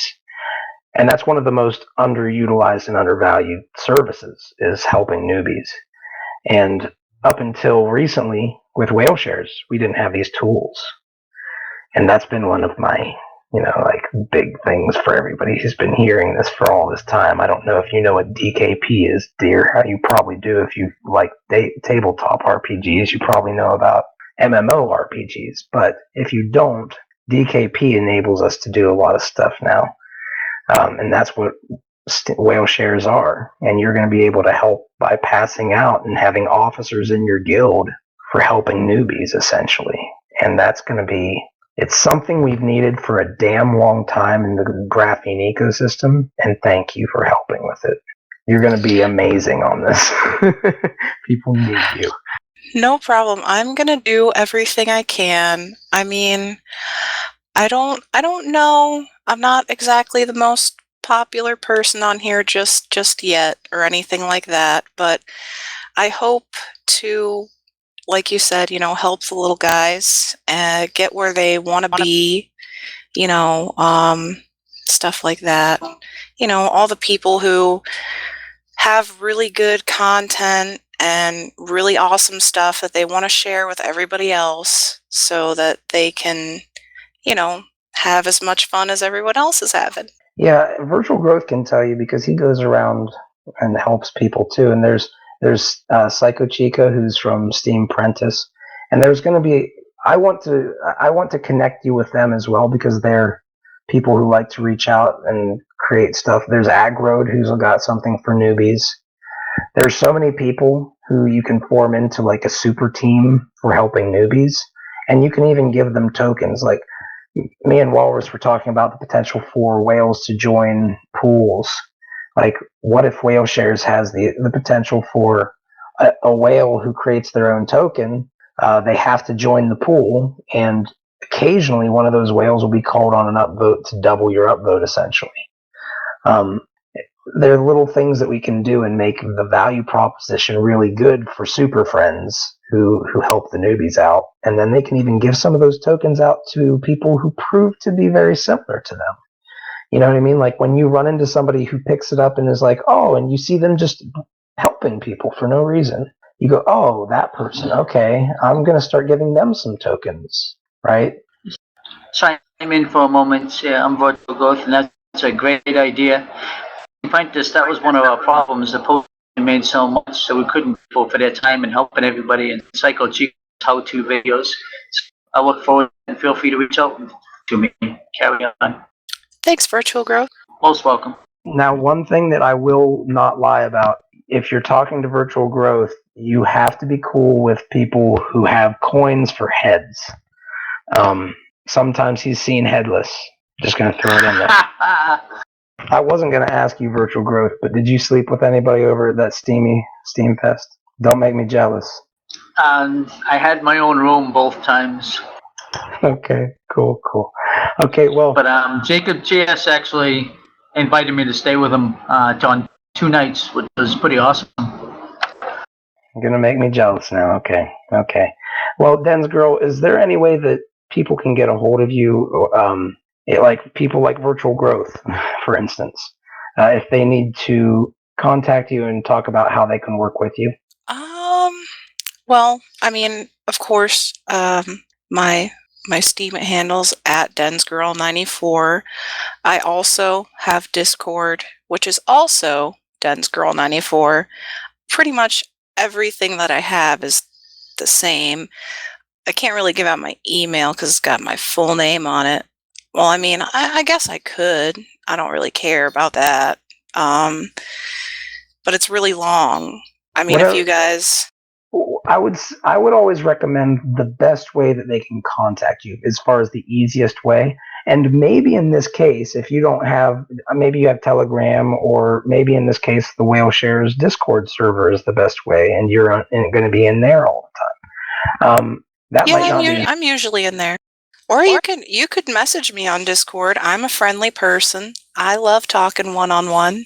Okay, well then that sounds like probably the best way. And you spell your name Densgirl,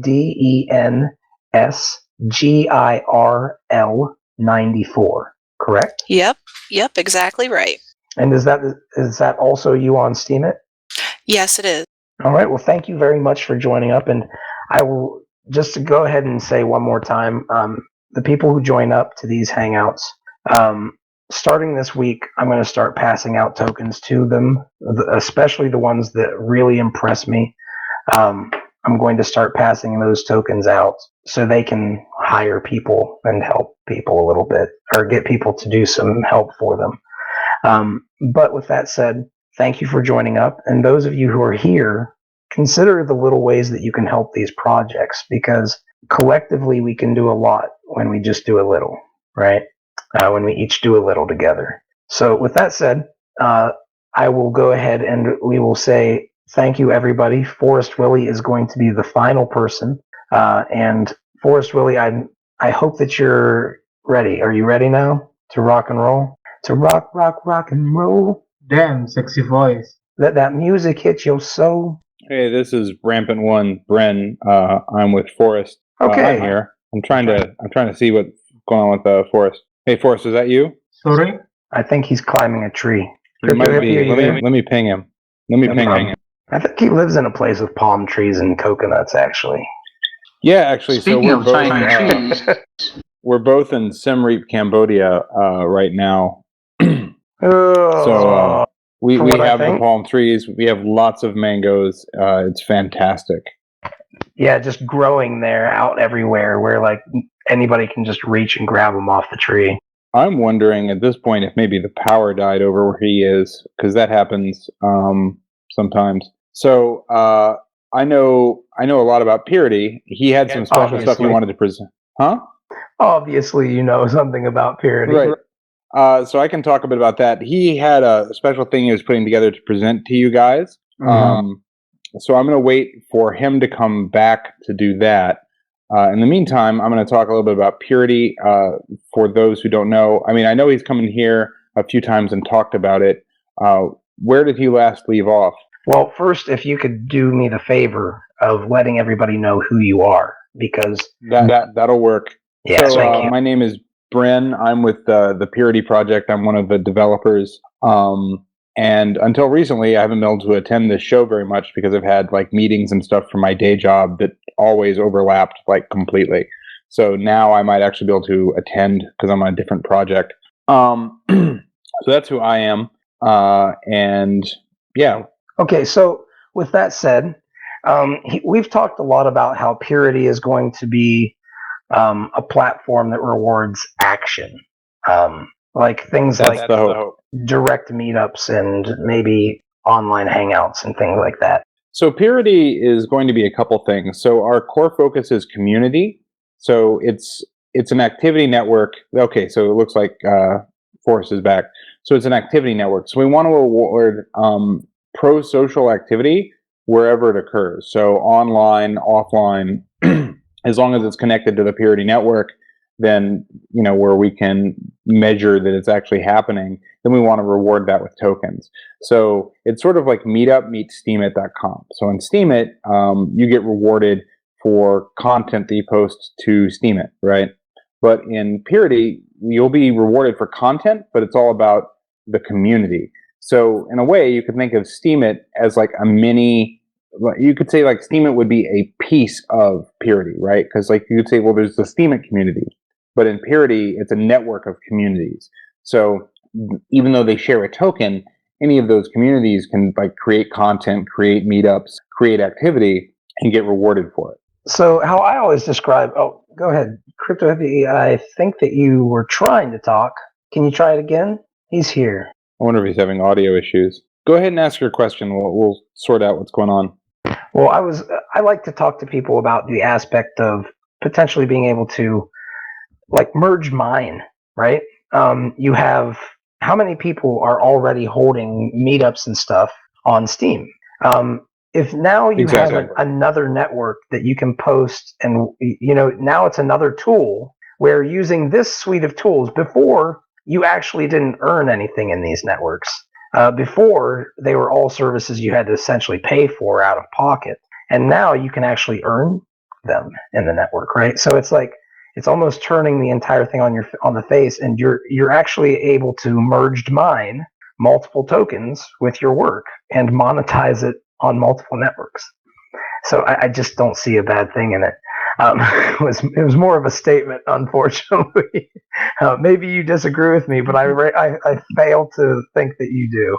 No, I totally agree. Like, we really want to empower. So I've always been really passionate personally about empowering creators.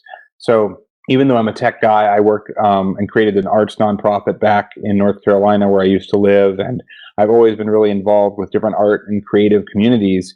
And in a way, like when I'm a developer, I mean, I'm creating something, right? Like the value we give to the world as people is usually what we create and we put out there, right? So you created this Hangout, it's creating value in the world. So in a way, like when we think of Peerity as like a activity network, or we reward activity, when we say pro-social activity, really that can be an awful lot of stuff.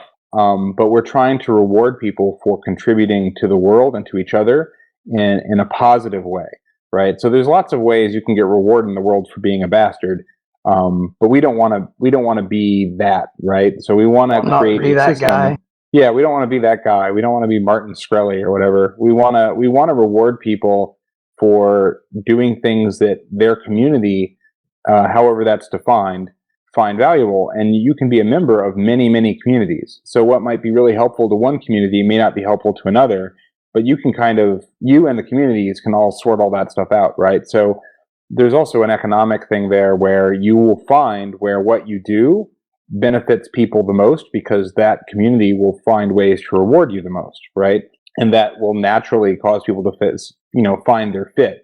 And I just see that as being so valuable for so many people and so many parts of life. I mean, I don't know about everyone else here internationally, but when I was younger and I was in school, they'd always have these like career tests and all these things, right, where people are trying to figure out where their set of skills and talents might fit in the world. Yeah. Right. And it was all terribly imperfect because it's like, what this test created by psychologists applied to you in this weird artificial environment called school will tell you about what you might be good at in like 10 years, which is stupid. It's stupid. Continue, please. Versus just, doing what people are increasingly suggesting because of the startup world is just go fucking do stuff. Just go do things, contribute to the world, and the world will give you feedback.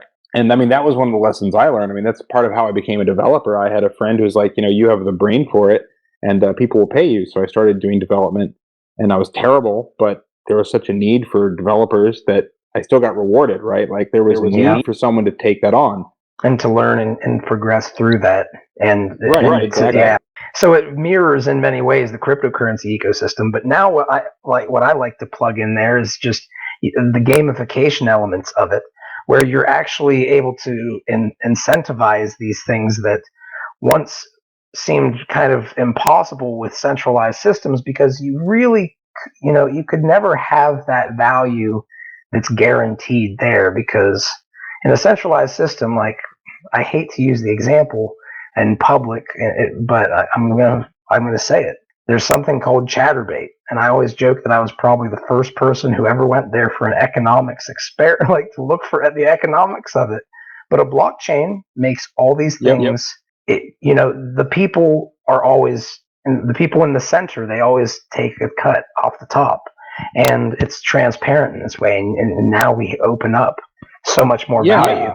Well, I've never really objected to people taking a cut. What I do object to is them taking like a non-transparent cut, a huge cut, and basically it's called rent seeking in economics, right? It's like Apple saying, "Hey, we have all the users, and we're going to make you give us 30%. Are we going to promote your thing? No, we just have the people. We're putting this wall, and we're charging you a tax, right? Versus there's I can't say the Apple App Store doesn't have any value. Like they deserve some percentage, but did they really provide 30% of the value between me and someone selling me an app? You personally, yes. And you see a lot of the app developers who are, and it goes across all kinds of creation. These middle services, they siphon so much, and you'll hear these people who are like, they're creators, and they literally get like 20% of the pie. 20%. Dude, man, I toured around in a rock band, not like a big one, just like regionally. We made money, but like we got lucky that we ever made money because we were in an area where we weren't being sucked dry. I was actually having a conversation today with a guy who was in a touring band in Japan. And in order to even play at a venue, you had to pay the venue. So to make money, you had to pay out of your own pocket all the time. And it's just crazy. Yeah, and I would like to see a little bit more, and maybe you guys can talk a little bit more about how you see the communities using Peerity to kind of get around that and kind of turn all this stuff on its face, right? Absolutely. So I'll comment on that. Our vision, long term, right? And it's gonna take some experimentation to make all this work perfectly, like the way we want it to. But our vision, like our goal, is to enable every possible way of rewarding each other that we can, that is direct and peer-to-peer, and make that happen. So we like the idea of like sponsorships and patronage, like an automatic amount that you just can auto-donate. We like the idea of being able to tip. We like the ability to like set up communities that are around an economic activity, right? So like one of the things that I've thought about is I have people who've done like web comics, right? The whole reason a web comic makes money for its creator is that the community supports that web comic. They buy t-shirts, they buy, right? So that I realize is true of every creative endeavor. If you have software that people love, that's a community, right? the community of people who love that software and use that software is what makes that software valuable. And the fact that they still want to use it. I mean, sometimes they're forced to, but that's not ideal, right? So if we enable as many different ways of bridging the gap as possible, then we'll get feedback from those communities on what is working and what isn't, and we can adapt from there. Yep, sounds like like the smartest answer, because the problem in this is you have to have a base. Like I was talking to Walrus about the same thing. It's like we're in a place where we've never really been before, so we almost have to. Exactly. we have a good idea, but we have a candle in a cave. Like sometimes you go, oh, there's a I'm hole glad you there. get it. Because like I've given talks. Like I was in Singapore a while ago, and I had a bunch of talks with like venture capital type people who are into ICOs, and we're talking about like our eventual like fundraiser thing, right? And it's really interesting to me. I mean, like some of them are like, well, how are you going to like do all this stuff? And it's like, well, if I could tell you a perfect like nuts to bolts answer about every possible thing, frankly, you'd pay me $1 gajillion to like solve all the world's problems and create world peace, because all of this is complicated and it will change. The thing is it will mutate, right? So, yep. And really, as a distributed system, or an increasingly distributed system, you're going to want that system to tell you the answer. So it's not like Guy from Peerity, I'm going to tell you this is how the future shall be, right?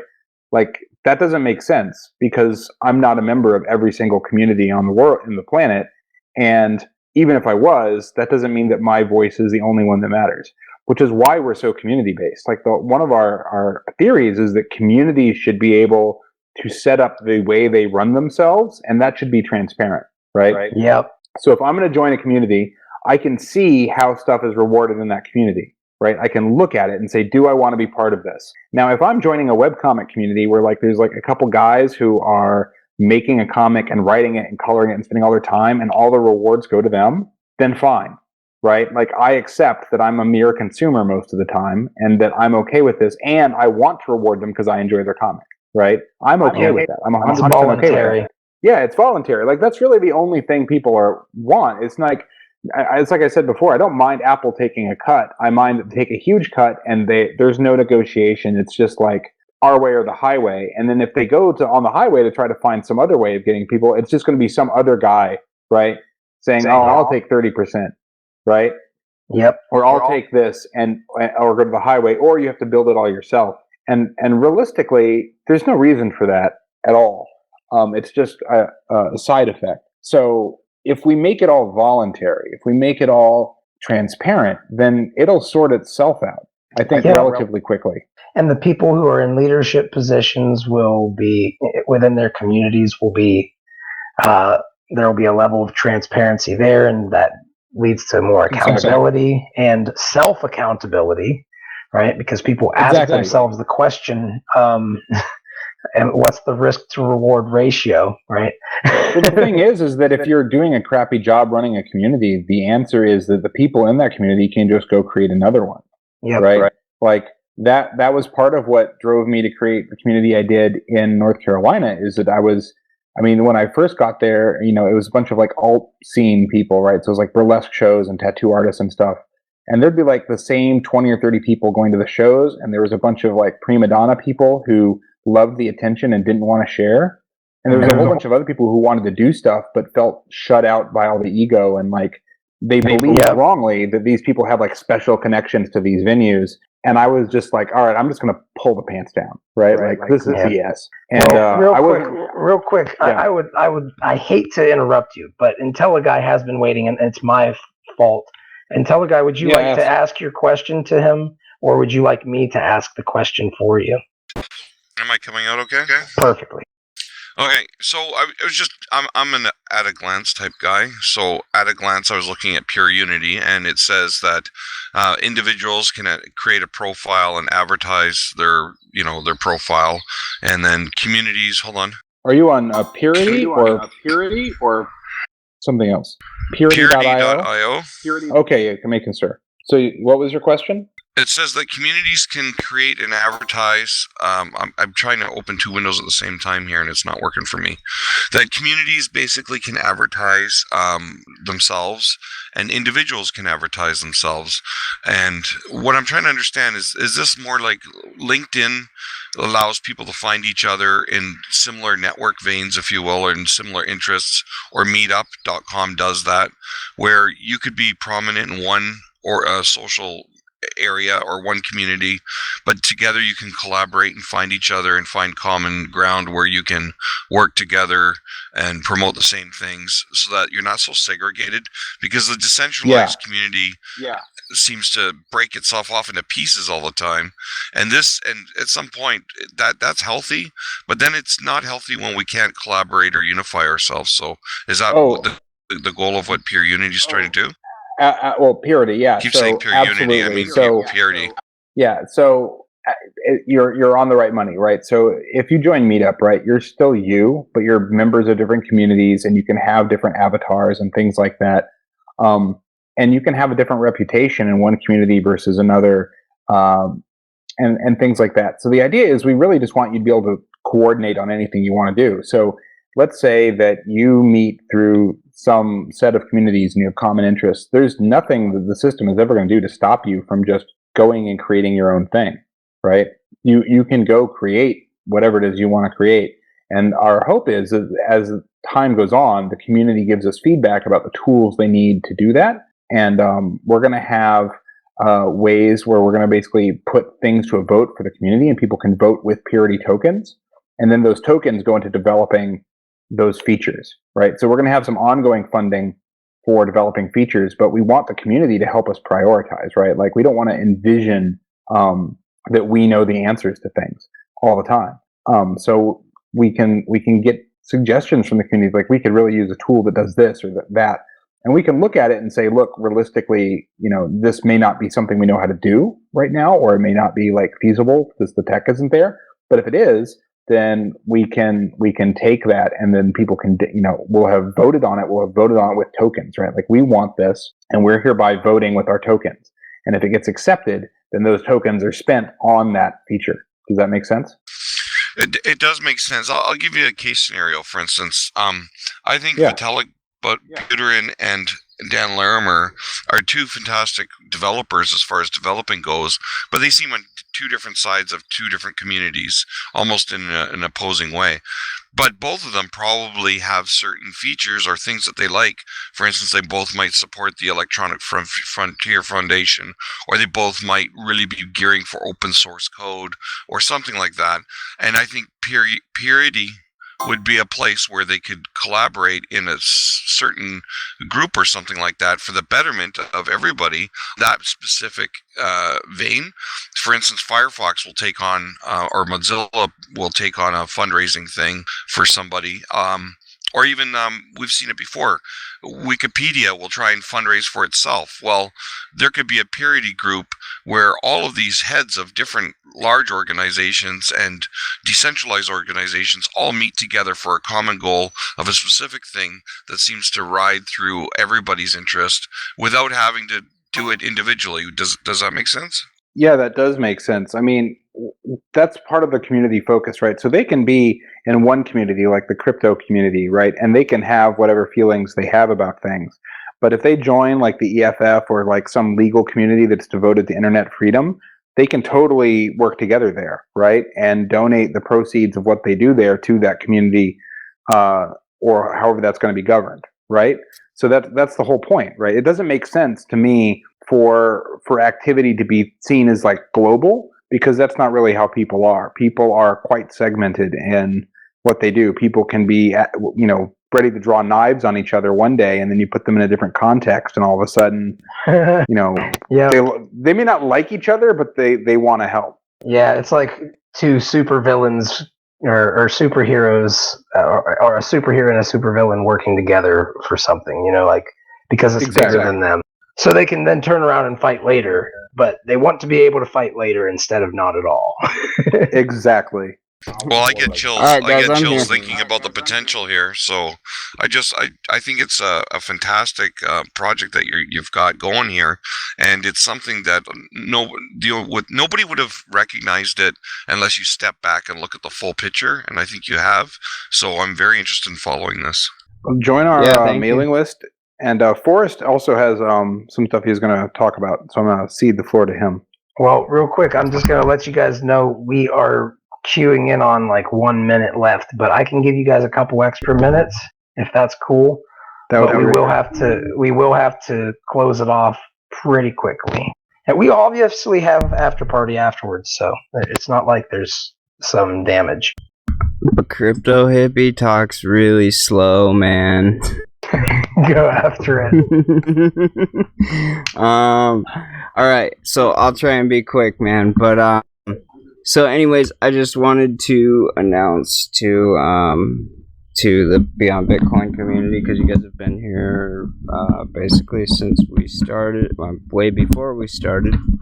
And so we wanted to do something special for you guys, and what we've come up with is we're going to do a private funding round before we do our ICO, so kind of a pre-ICO.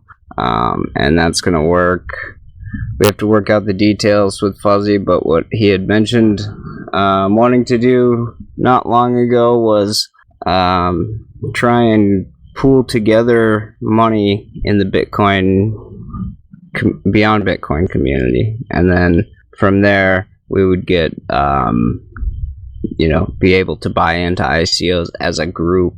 And I just figured that maybe we should try and be the first group or ICO to do that. And it's not so our token sale we're gonna offer to you guys is gonna be next week, and we will be posting about it on Steam it, so you guys can figure out where to pull the money.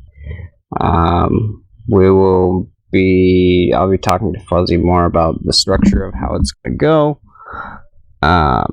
And we'll also be, once we raise, say, $5,000, at that point we are going to share drop WhaleShares on the next show. So there's a little incentive there. So that's kind of what I wanted to talk to you guys about, get your feedback on it, see if you guys had any suggestions as to other ways of going about this, or how you guys feel about pooling money into a wallet that buys into an ICO or a token sale at a premium price. So well, you mean well, it's not at a premium price, it's at a good price. Sorry. Yeah, no, I just want to make it clear that it's a premium token, not a price. But that's yeah, what I meant to say. But yes, it will be. It's something that I wanted to, like I said in the chat, also for those who are listening. I will definitely be putting tokens in your hands for the upvotes of my whale account on Steam. So when you guys provide Peerity updates and all that stuff, I'll probably match it up to a certain amount. I don't know exactly the amount that you guys are looking at right now, but I'm going to at least match up to a certain amount of funding with those tokens. So if people... Awesome, man. Yeah. But... Dude, well, we appreciate it all. And then the other one thing that I wanted to announce is this right here, and I'll post the link, but in our Discord server, we are having a... not a contest, but a bounty campaign that we're kind of running from there, and we're going to reward that with WhaleShares tokens. So if you write an article about Peerity, and the topic this week is how can Peerity affect your community, so we decided that that was a good topic to start with and see how everybody thinks it can be useful to them. So that's on our Discord channel. If you go into the bounty section, There's certain tags that you'll tag it with. It's Peerity, it's WhaleShares, Beyond Bitcoin, and I believe Bounty as well. So tag a post with those, and we will take a look at it. And thank you guys for everything. Maybe we can make an animation video for you explaining the whole system and your whole idea. That way you have a visual, and that way, you know, people will understand it faster, and the faster they do, the faster they can support you. Who is that, Mr. Wang? No, that's Well, by Compound Films, but I'm here with Mr. Wang. Oh, okay. Nice. Well, yeah, man, we would love that, and obviously, we would upvote it with WhaleShares tokens, which have Say no more. All right. Well, then there you go. No, the WhaleShares have been very helpful to us, so, and helpful to everybody that we've been donating them to or giving them out to. So you guys have been great, though, so we just wanted to kind of do something for you and get you guys more interested in the project, give you guys an opportunity to get in before it gets too big. And that's about what I had to say. Fuzzy will talk a little bit behind the scenes about how we want to structure this thing and how it's going to go, and we're working on getting wallets built so that you guys can log in and see your tokens. So sounds big, Crypto Hippie. You know I want some. Oh, I know, man. I'm waiting for the day that I can call you up and say it's on, Virtual Growth. Yeah, we've been talking about good job today. Thanks for the information. Cool, man. Thank you. And yeah, like I said, anybody that wants to write about us, our website's posted in the link, and our Steemit account is posted there, and you can get on and find all the information. You can also join our Discord and just basically ask anybody on the team if you have any questions. And my email's cryptohippie@peerity.io if anybody wants to get in contact. crypto-hippie@peerity.io. And that's about it. Thanks, Fuzz. Thanks, everybody. Thank you, Bren. Thanks to you guys. And I will also thank everybody who's been here today, who's been part of this, and who's been part of this because there are a few of them who've been here since damn near day one or day one. I want to thank all of you guys who've made this possible from the very beginnings to now. We're obviously getting bigger. Things are going to be changing because of that. The evolution must occur. We must grow out of our cocoon. And we're going to have some things that are going to happen. And I look forward to presenting opportunities for our community to start really forming an organized little coalition that is fueled by these whale shares and other whales shares as they come on board. And I'm hoping that you guys will really enjoy Whale Tank when we have all those whales together to throw tokens at your project. Thank you guys. And I will continue trying to build things of value and hopefully getting amazing people like I have today to help me with that. And I guess we'll just have to leave it at that and see you next week, and then we'll move on to the after party. But thank you. Thank you.